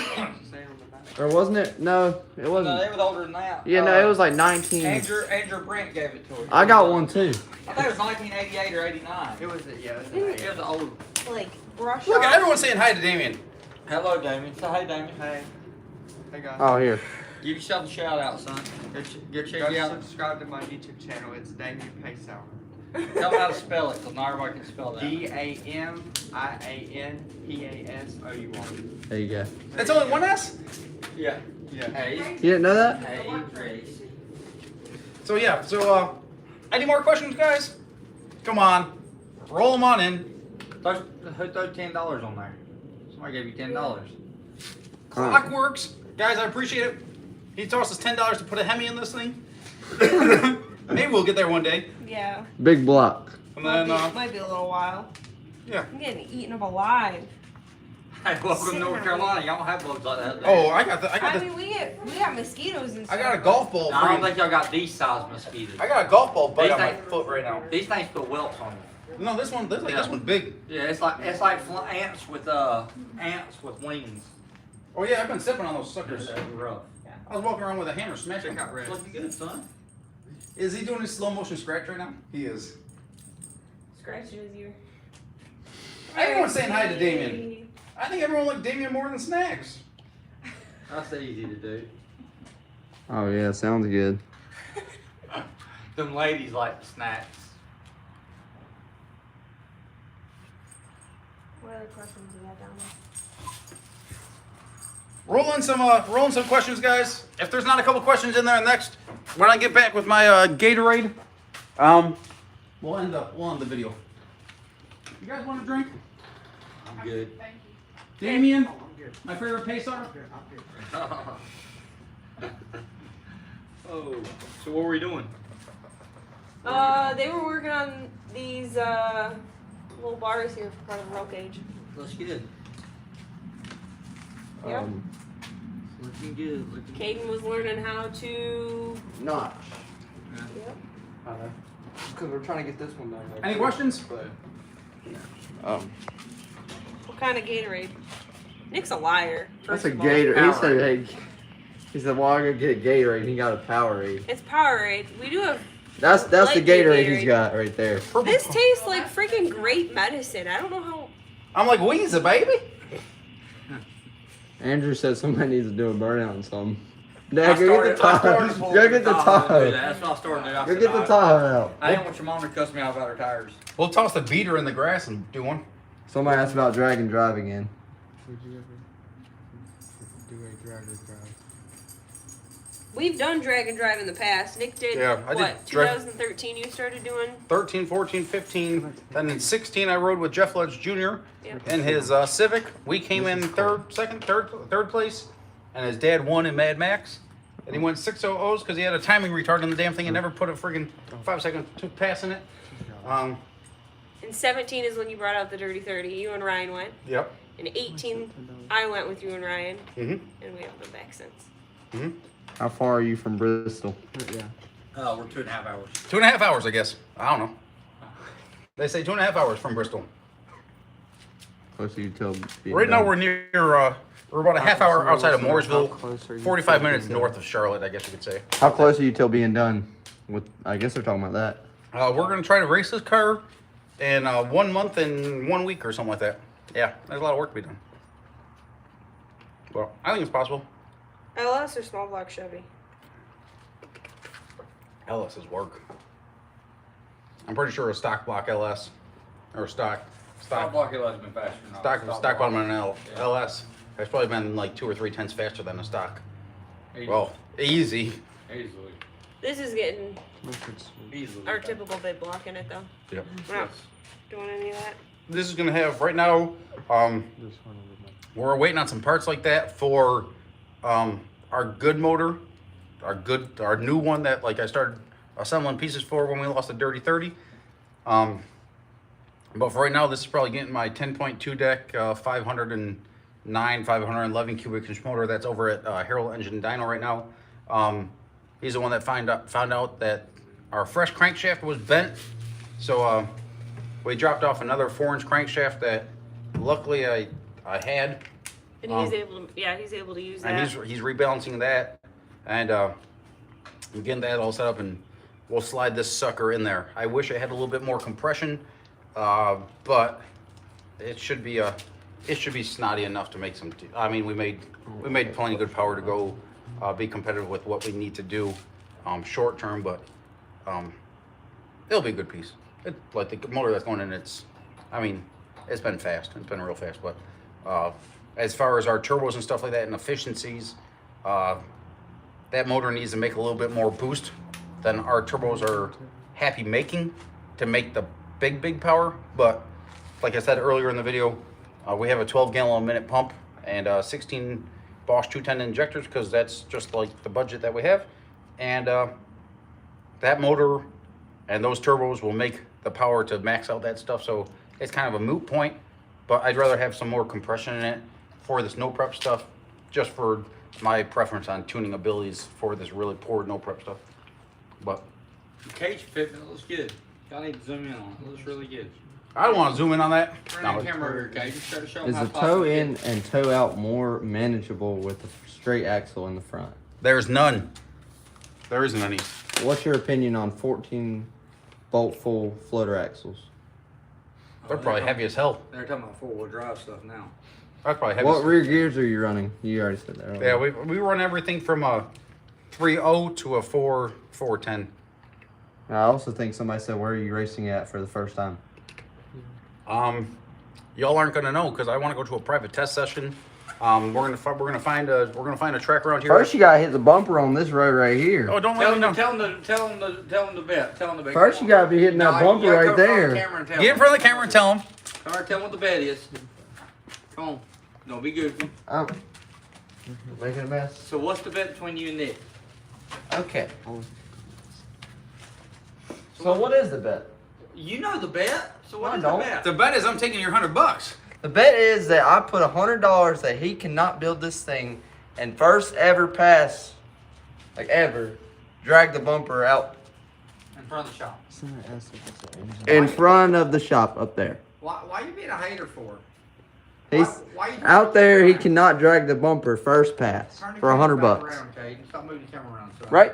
You can't do it. I think I can. I bet you Because he didn't say we have to go fast. I didn't. He said we gotta drag the bumper. He said just jump a beer can. No, I said drag the bumper.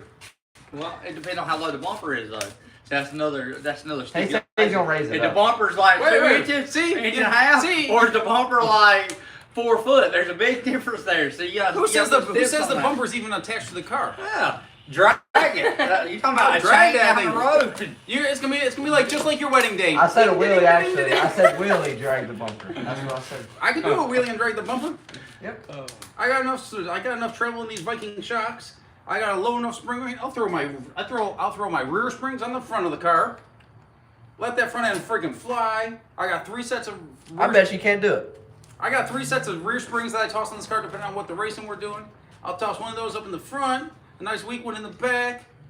I'll loosen up the compression all the way Oh, I know in the exactly front. what you're planning on doing. You're gonna drop the rebound. And I'll go get that freaking. I'm gonna go cut down that telephone pole for $100, and I'll mount that telephone pole vertically right here, so it's about 30 feet high. And I'll let go of that trans brake with 6 pounds of tire pressure and a wrinkle wall, and you'll see this thing flip over. Let's not do that. Well, that's a little. I mean, that's a little too much. I don't even. I said $100 just to stand this thing up. You Yeah, seen the wheelie I told you about? But That's you how I you wanna don't see it. understand me, right? There's price and there's value. Yeah, Teaching a young punk a valuable lesson is worth more than $100 to me. exactly. I'll flip this thing over. And trust me, on this car, people think I'm crazy, but if something happens again, I'm welding a 1-inch wide freaking strip of solid steel through here with some Roselle welds. So if this thing goes on its roof, it'll grind down that 1-inch plate. I'll flip this thing over, make sure it's still square. I'll front half it or I'll back half it, and we'll be out there next week. I like the seat. I'm gonna build another one that's a little bit taller. I like it. Nice and light.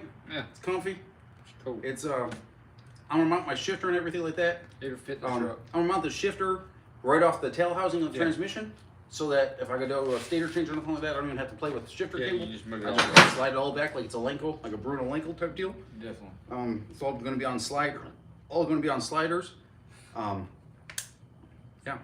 I don't know who made that notch right there, but they done a pretty good job on it. They got it like They done a pretty good job on it. Y'all done. I don't know how many hours it took y'all to do that one notch, but that, I mean, that one notch Took looks about 3 really- years. Y'all did pretty good with it. I'll say that. Just looking around at it, they're looking good. I mean, like they got it 85% of the way there, 75% of the way there. Like these two right now could build a 25.5 cage out of mild steel. Yeah. They can't do it out of chromoly because their fitment's not that good. But like, maybe if we give you like 1/4 inch filler rod, you could do it. But like, if you could MIG weld a cage, you guys got a 25.5 cage. I mean, I'm not saying like your points are gonna be where they need to be, but like They'll be close enough. they'd be close enough. Yeah, it looks good. That I'm fitting. Like that's a complex bar because It is. those pillars are on a 10-degree angle. The dash bar is parallel with the motor plate bar, the front bar, but it's offset 6 inches also. So you got 3 angles playing there, and then you got a couple angles playing there, and then they're also tapered in like 8 or 10 inches. So it's not even a 45-degree angle. So you got like 5 angles playing in there. No, it looks good. The fitment looks real good on that. Real good. We also did a little YouTube video on that. I think it took them like 45 minutes to make the paper template, but you know. Because I'm But it left-handed, don't matter. I'm using right-handed scissors, Yeah, but I'm left-handed. I've got she's left-handed. She used to live in California. I mean, it's just a whole mess of stuff. Yeah. We ain't gonna talk about that. She's a blonde. She's a blonde left-handed from California. She For wears a month of Crocs. her life, and wears Crocs working. Nick, your Crocs have treated you real well. So how did you get through school? Did you have left-handed scissors, or do they make left-handed scissors? Hey, look at They that. do. That sucker's just about healed up. Miss Megan? That sucker. They do have left-handed scissors, but they also have scissors. So like, They got universal scissors. yeah, where it's not. They When- have scissors that are like curved to the thumb Yeah. and to the rest of your 4 fingers, but they have scissors that are just like straight, so you could use them with Yeah. your hand. So which ones did you have? I think the universal ones, but they still. She had sometimes left-handed do- scissors in her backpack, so when she went to art class, she could be like, "Hey, look at me! I could cut a straight line too." Sometimes the universal ones I still can't cut. Like it won't even cut at all. It just like folds over the I'm paper. ambidextrous. I can use both hands to do like I can write with my left hand. It looks about as bad as my right hand. But like cutting metal and scissors and stuff, I can use my left hand. It's just like painting cars. When I paint cars, I use my right hand for a little bit. I get bored. I use my left hand. And it's just like What are the questions they got? If they keep on rolling in, we'll let this go for a little while. Want to tell everyone how to like and subscribe to the channel again? Because we got new people on here. I can do it right here. Watch. You're gonna explain Subscribing to the channel doesn't cost nothing, it's free. and hitting the bell notification is basically getting a text message that we posted out a new video or something. it. Are you subscribed to our channel? If he's not subscribed to our channel, I'm gonna fire I him. just click unsubscribe to show them how to do it. You click Hey, we're gonna get subscribe. an extra subscriber. Likely excuse. So you don't have to pay to subscribe to the channel. It's a free thing if you've got an account, which is usually just like your Google email I had address. If or you have whatever. Facebook, it's basically like giving us a friend request. Yeah, following us Yeah, basically. so like you do don't on you want to Facebook. be our friend? Don't you want to be my friend? Bush is my friend. Boom. All I right. already had it like that, but yeah. We did that to show 'em. What didn't they? What? Here. I'll be back. Rick's got some inside. That notch out for that other one. Okay. Let's see. You're in the. Oh, show off the shirts. Those are on the website. Yeah. Turn around again. Turn around, show the shirt. Yes, it's gonna be a drop axle car. Favorite traction juice. Well, guys, favorite traction juice. All right. Hopefully that. Well, first, where can you go get t-shirts at? On the back of this trailer. HustlinHorsepower at yahoo.com, or better off, show up with $20 while we're at the track, and We have have you to a go, Nick. We have to go to the track first. We gotta like You make. gotta make it to the track. we gotta make it to the track. So if we sell like 10 shirts, we could get a half a gallon of, like we could get like a half a tank, so we can make it to a track an hour away from here. So And then sell t-shirts. yeah. So I got a question right here. What is your favorite traction juice? Should I upset a whole lot of people? Kaden. No, move the other way. Should I upset a whole bunch of people? Tell them the way it is. It's all the same stuff. Yeah. Tell them. Some of it's mixed a little differently. Some of it has Some a of little it's bit a little bit MEK in it. differently. Tell But them. I'm telling you, if you're not a pro stock racer, it's all the same stuff. Not like 90% of the time. Of course, you're gonna get a couple setups out there that Some are. of it has some gold glitter in it. Some of it has, but it all has the same. Some of purpose. it's red, some of it's green, some of it's clear, some of it's yellow, some of it's Some's black. the sticky icky. Some's the Yeah. pimp juice. Go. It's all pretty much the same stuff. There is well, I'll get into a little bit more detail here. Some of it does have tendencies to work a little bit better at different temperatures because of the flash points and stuff like that and activation points. But if you're not a pro stock racer,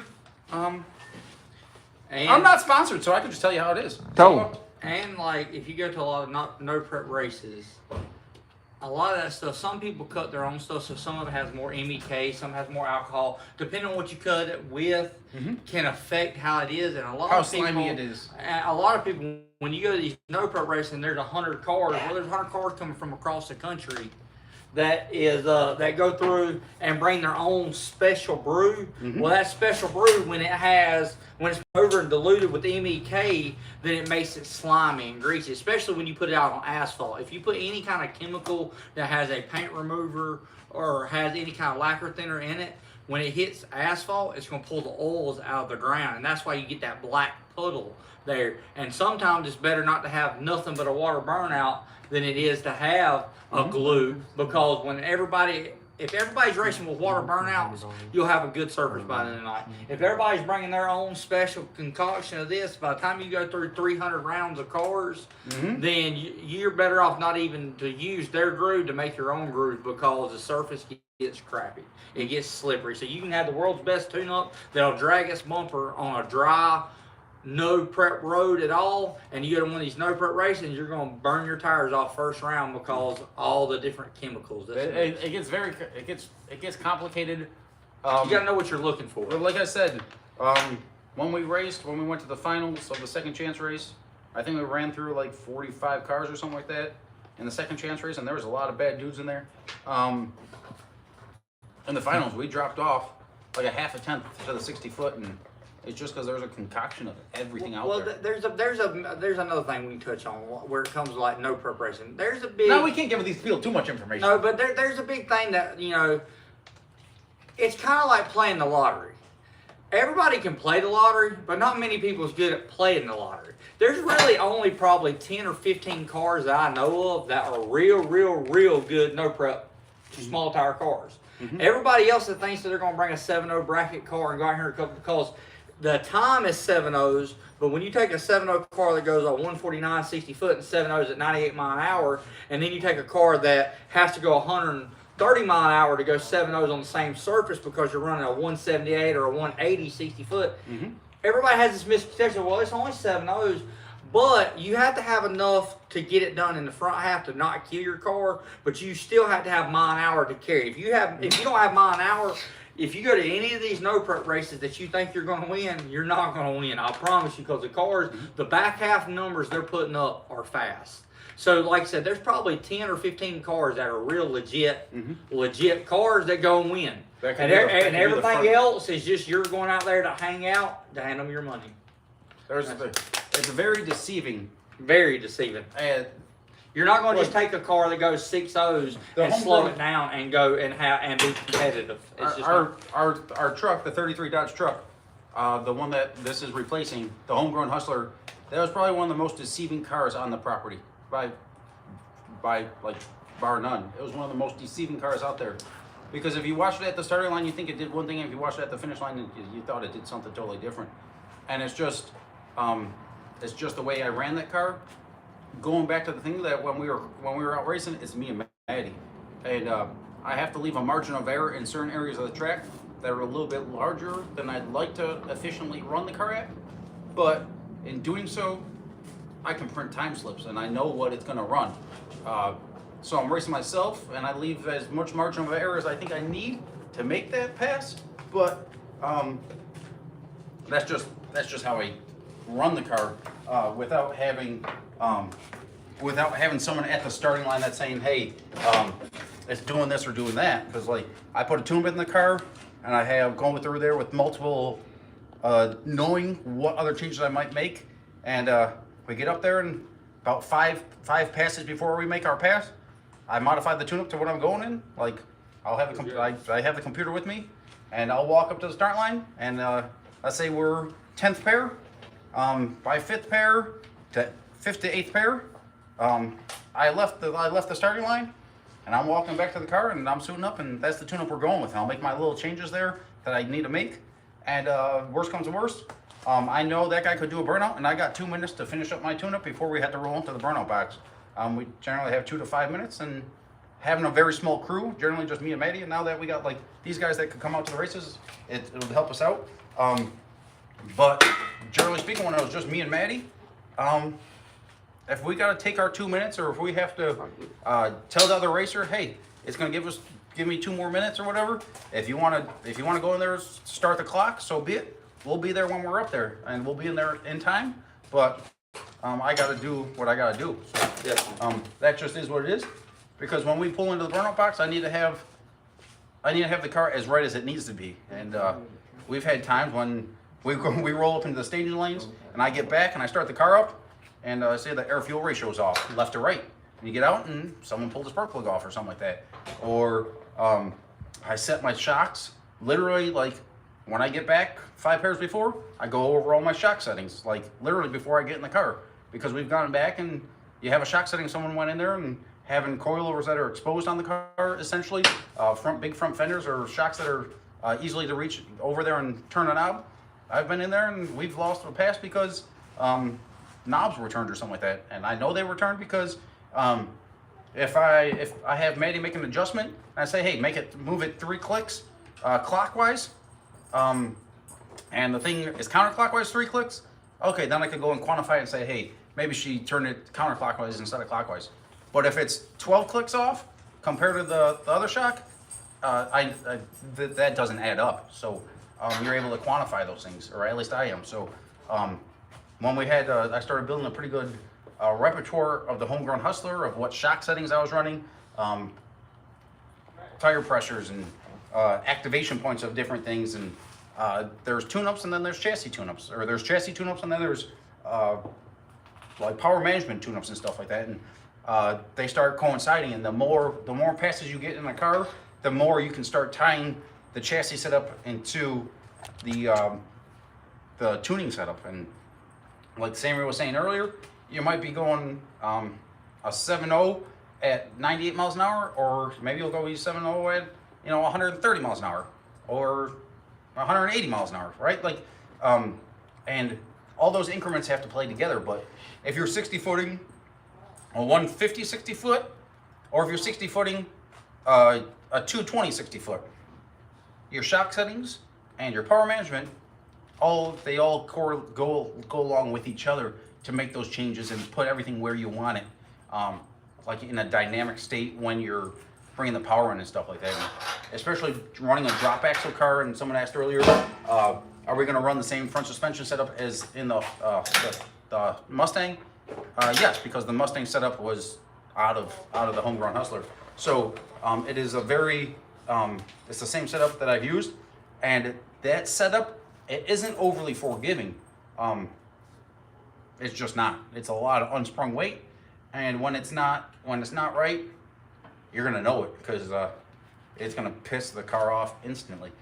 But I have 509 with boost. Wouldn't the money be better spent elsewhere than bore and stroke? I don't understand what he's asking. What's he saying? Is that the last question? He said, why a 509? Wouldn't the money be spent better elsewhere with a different bore and stroke combination? Well, 509 is just kind of what he's obtained through the years Yeah. of owning different stuff. It ain't so much like, it ain't like he specifically has that motor, that cubic inch, because that's what it is. Mm-hmm. That's just what the parts he has lined up and obtained. That's what it comes out to be. I'm not telling you the bore stroke combination of the new motor, but the new motor is not a 509. I'll just leave it at that. That's just what the motor that's going to be in this one. That's the motor that's going to be in it until HED gets done with my other combo. Anyways, you gotta What else? suit in more. Is big bore short stroke better for no prep? Possibly.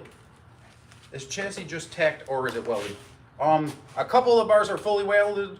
Some of the bars aren't welded in there at all. The back half's welded. The back half's Pretty much basically same. welded. A lot of the bars, the main cage is essentially fully welded. A lot of the other bars are just tacked in. Basically, the whole back half of the car is essentially fully welded. The rear suspension, shock mounts, and stuff like that, those are all just tacked into place. Simply because there's might be, I might get a wild, Urge to change something? yeah, I was gonna say a hair up my booty, but That's I might. Isn't that terminology? That is the terminology. She Um, ain't been in the South long enough. She'll figure it out. I might get an urge to change something, or I might be like, hey, maybe this will be a little bit better. So, It's easier to cut a tack than it is a full Yeah. wheel. Yeah. there's certain like these bars in here, the diagonals and the lower X's. I'll put the lower half of the X on the other side, but I got to crawl in and out of this car a whole lot more time. So there's gonna be certain bars that I leave out until the last little bit. All the bars are made for in here. They're not in the car right now simply because I want to be able to get in and out of here easily. When I go to make my seat mounts, I want to be able to crawl in and out of there, get my seat mounts. And then that's when we start really using the lift as a lift, and I start being able to lift the car up and crawl underneath it. Once we get to a roller stage, I'll be able to get all my cross bracing out of there and finish up everything, finish up all that stuff. You guys got a couple more minutes for a question, otherwise we're going to hang this deal up here. But I appreciate everyone that's been following along on the video. This has definitely gone a whole lot longer than I initially planned. I thought we were just going to do like a 5-10 minute deal here, and my phone just died, so his boss is calling him. Oops. Let's see. Will you have those two bars off the bed to the back of the cab like a lot of trucks do? No, they're ugly as hell, and I hate them. So you can bring it back here. We're not running that bar, so that's why this bar is going here like this. It is not. It is against SFI rules. If this makes sense, it is against SFI rules to make a bar that has to go through the body. Like they can't. SFI specs make it illegal to make it like if you have a pickup truck, they can't make you run a bar that goes through the body. So so like this bar here, come on.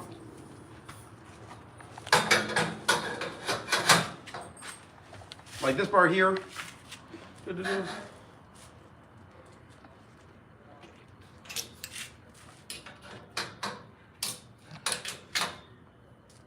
like that bar goes in there.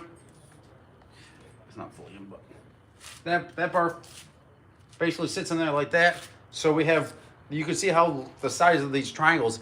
That video that I talked about earlier about the No Prep Kings racer with the wishbone that failed. I go into detail about that.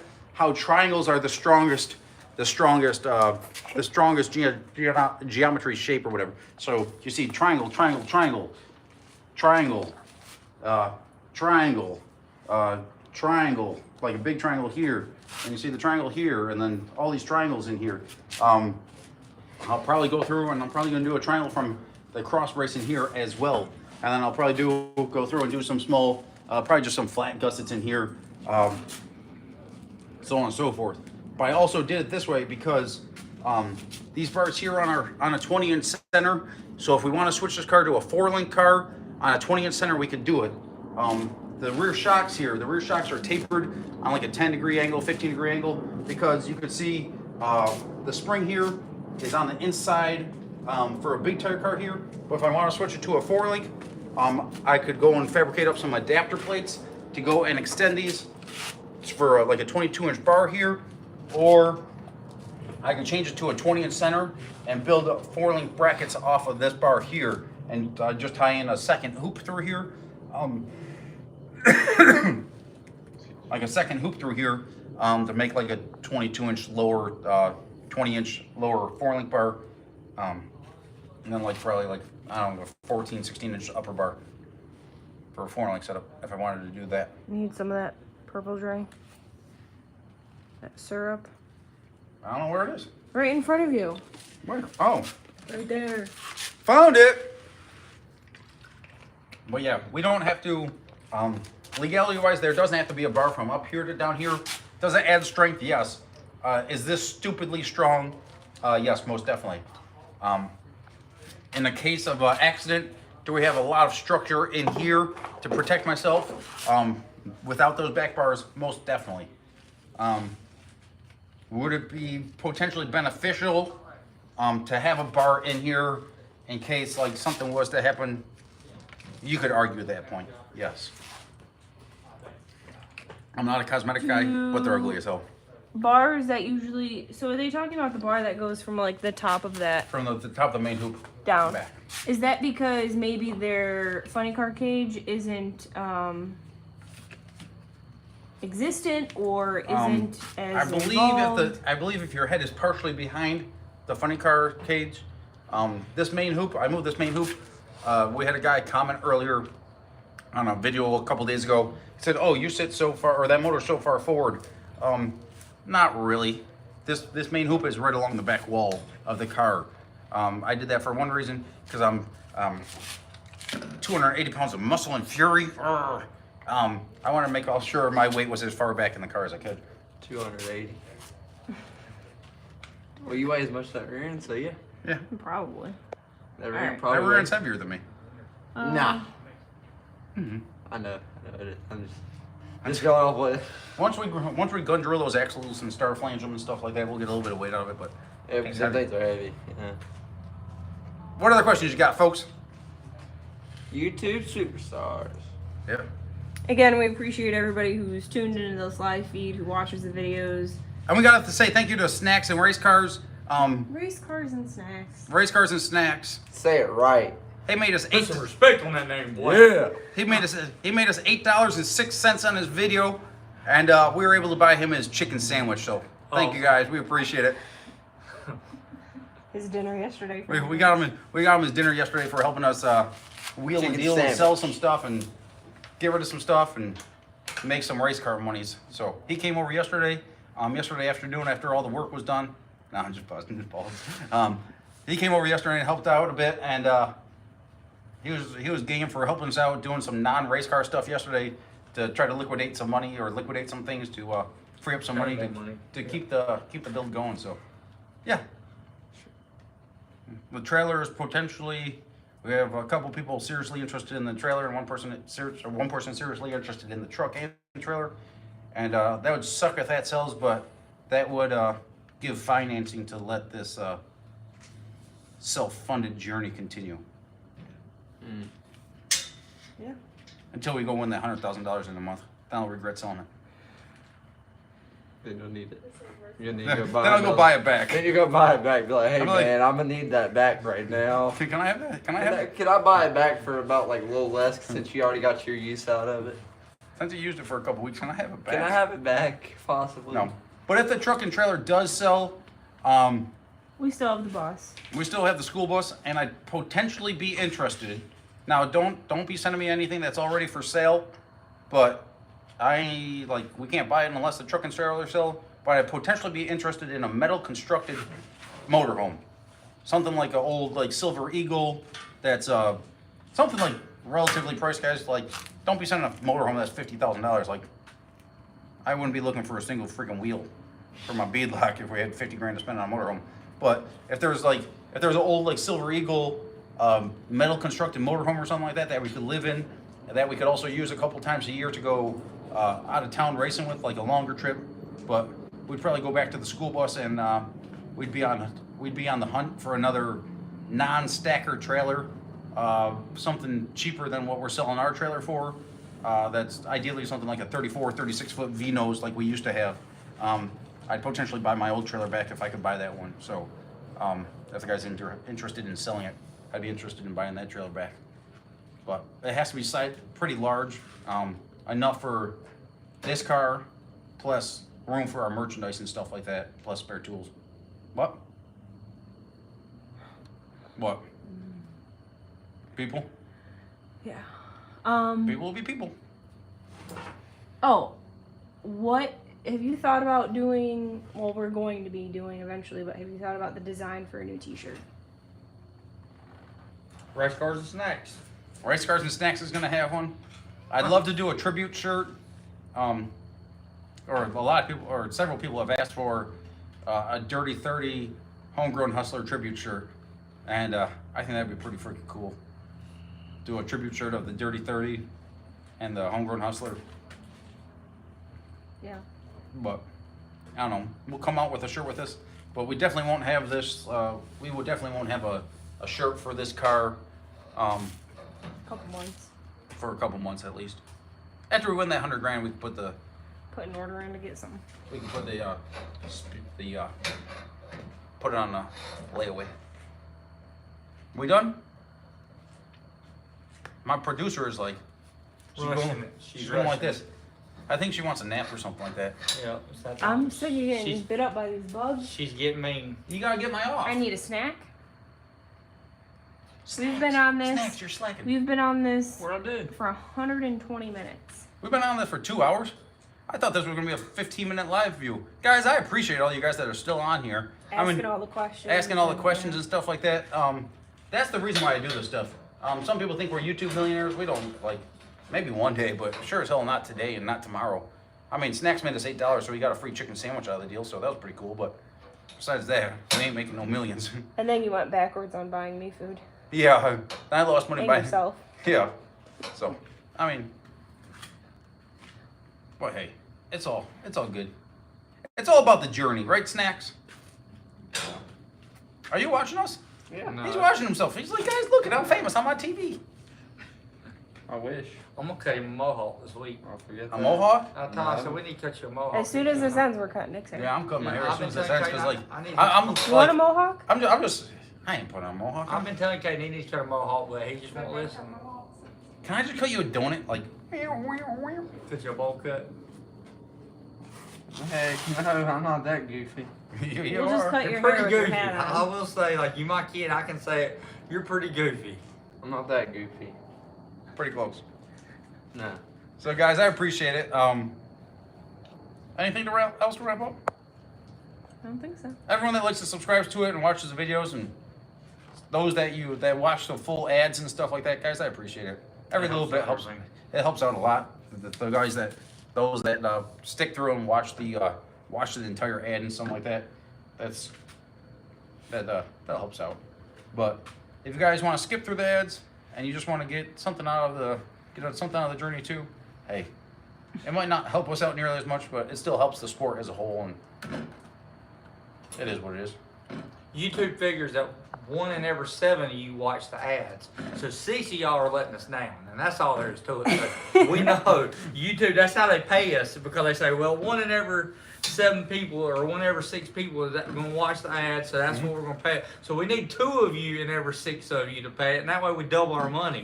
Yeah. That way it won't be $8, it'll be $16 off of it. So Then I could afford to pay Lady Gangster her then you buy her chicken sandwich. Let you get her chicken sandwich too. She didn't get a chicken sandwich. Oh yeah, she gets a taco where she eats a bowl. Taco. Ugh. Oh, it was a taco salad. Taco salad in And a it bowl. was hot as hell yesterday, so I wasn't trying to eat some. So she eats a hot taco. No, it was a salad though. Where, It was in a Where was bowl. it from? We went to Aspen. we went to Aspen. Oh, you should have. We went to Aspen Grill. You didn't answer the message back in time. Yeah.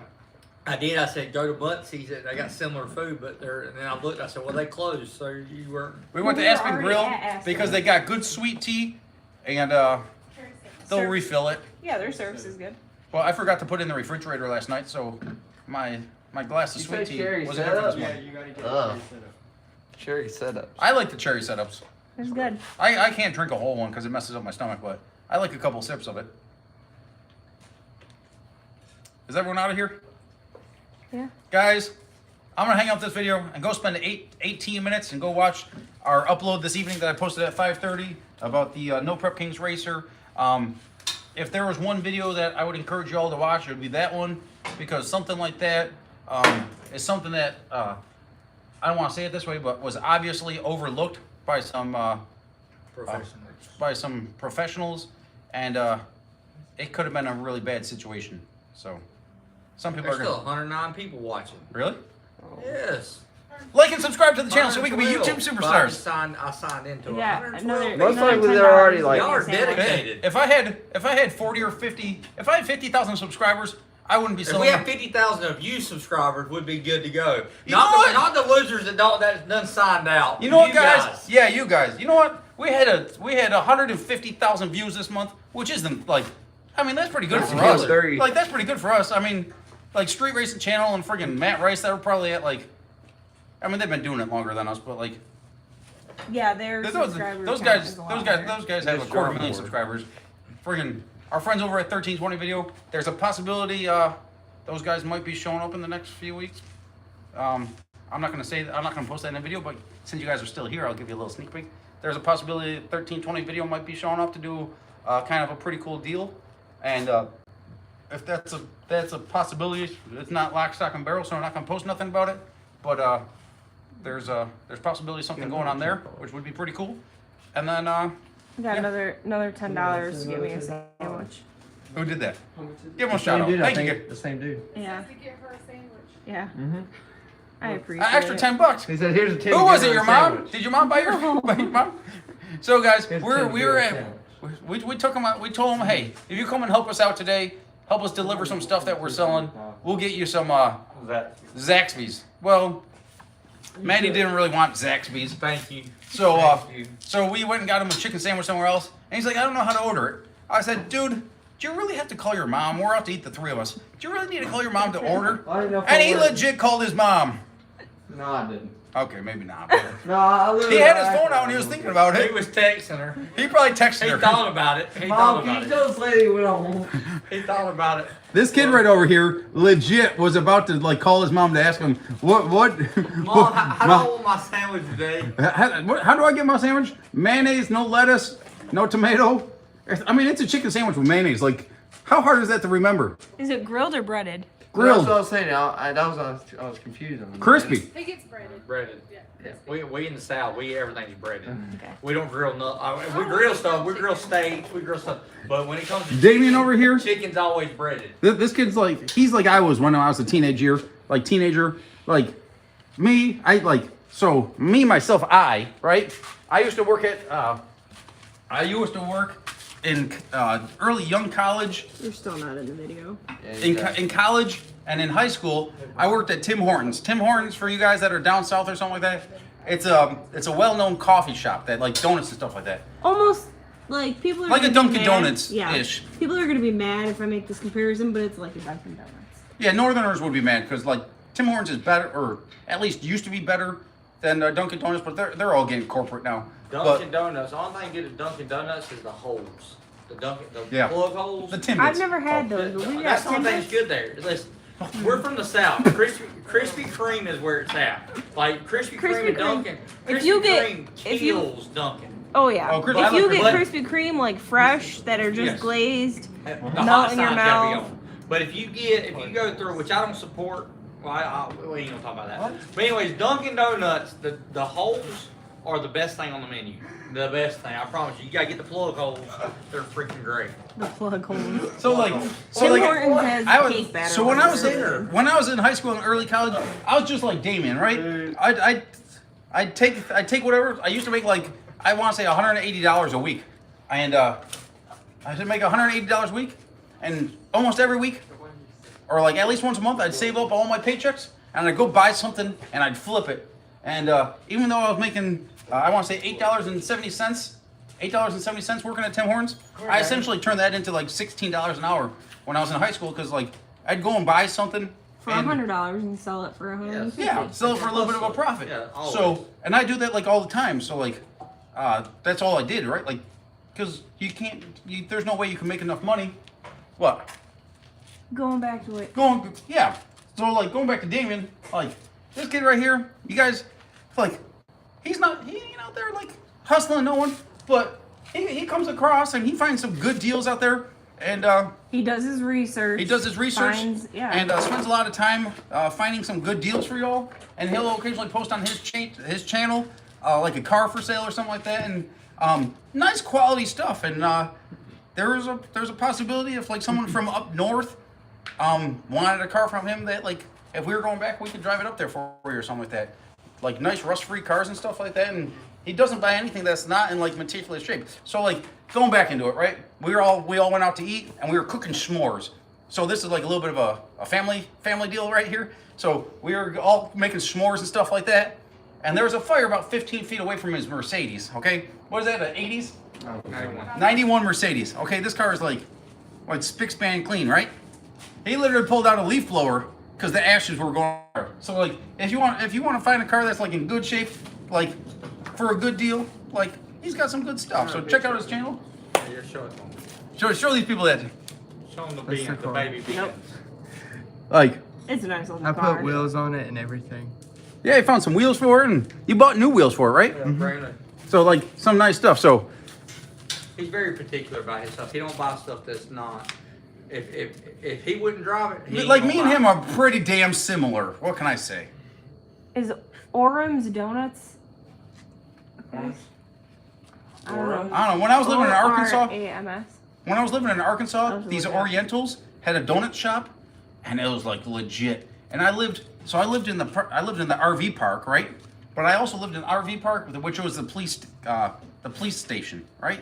So like the police station and the RV park were the same thing, and like right next door was laundromat, and right next door to that was the Oriental donut place. Man, I had it made. I had my own. I heard the Amish donuts are good. I ain't never had them. Ooh, Up in yes. we've had them up in Ohio. They're I heard pretty they're legit. Indiana. Yeah, The ones I don't know got who in said it, India. but somebody said it in a YouTube video, and they said they were talking about it, and I was like, something I've never had. Oh yeah. You know what? I think we're gonna be the first YouTubers that are building like a 200-mile-an-hour car, and like a really fast military no prep car. And talking about donuts. No, with tiki torches all over the place. Yeah, I'm telling you. Oh. Outside down the beach with tiki torches. You guys can see if you look at the light. Tiki, Yeah, It's- yeah, North Carolina, like moisture, these gnats, they're freaking.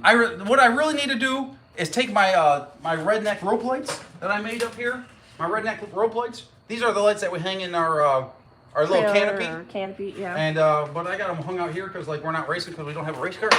But I should really like hang these like up in the ceiling so like all these bugs are 10 feet above us and. We just need to get YouTube reach so we better garage in my house. Yeah. Now we're indoors. With air conditioning. You gotta worry about air conditioning. I'm telling you, if we had air conditioning, like this The car would have been progress. done by now because like I'm telling you. it's freaking like dude. It's- 5 o'clock this morning, it was Maddy woke me up. It's like it's raining, and like, what time did I get to bed? Kind of late. I don't know. Well, she wakes me up at like 5 o'clock in the morning. She's like, it's raining, and I was like, fuck. I'm in my underwear, and my tighty whities.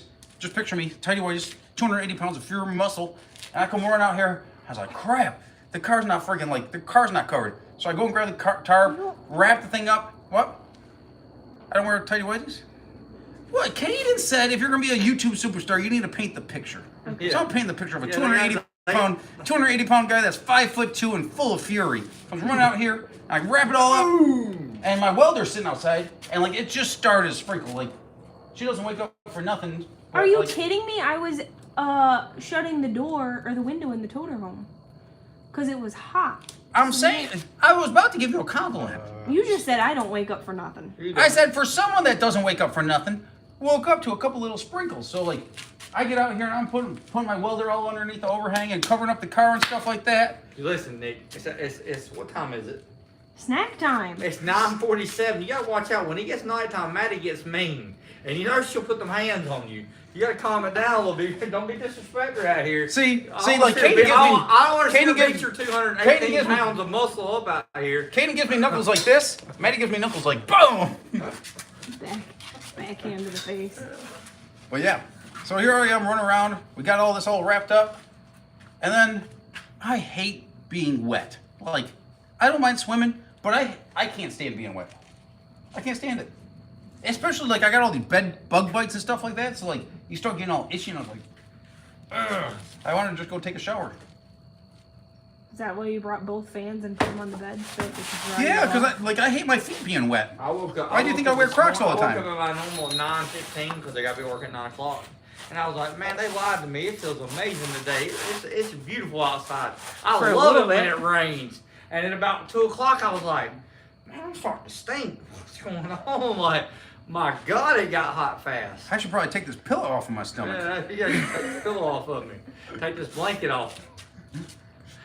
It's you got one coming. Don't worry, I'm You got one coming. I know you. Listen, I was your age once. I had abs too. You just wait. It's coming. I only got abs anymore because like I got no friggin' strength no more. I used to have abs and be like strong, and now they're just, you know, elementary school. We did, me, my sister, my brother, and my little sister had a sit-up contest. Okay. Yeah. My sister did like 105 sit-ups, 511. Put it out there. Next day in school, I told my gym teacher I did 511 sit-ups yesterday so I could win the contest. Don't tell me. And I puked all over the kid next to me because he made me do sit-ups. I was like, dude, you don't understand. Like, I'm screwed up. Like, he's like, you didn't do no 511 sit-ups. I was like, dude, I did 511 sit-ups yesterday. Prove it. Do it right now.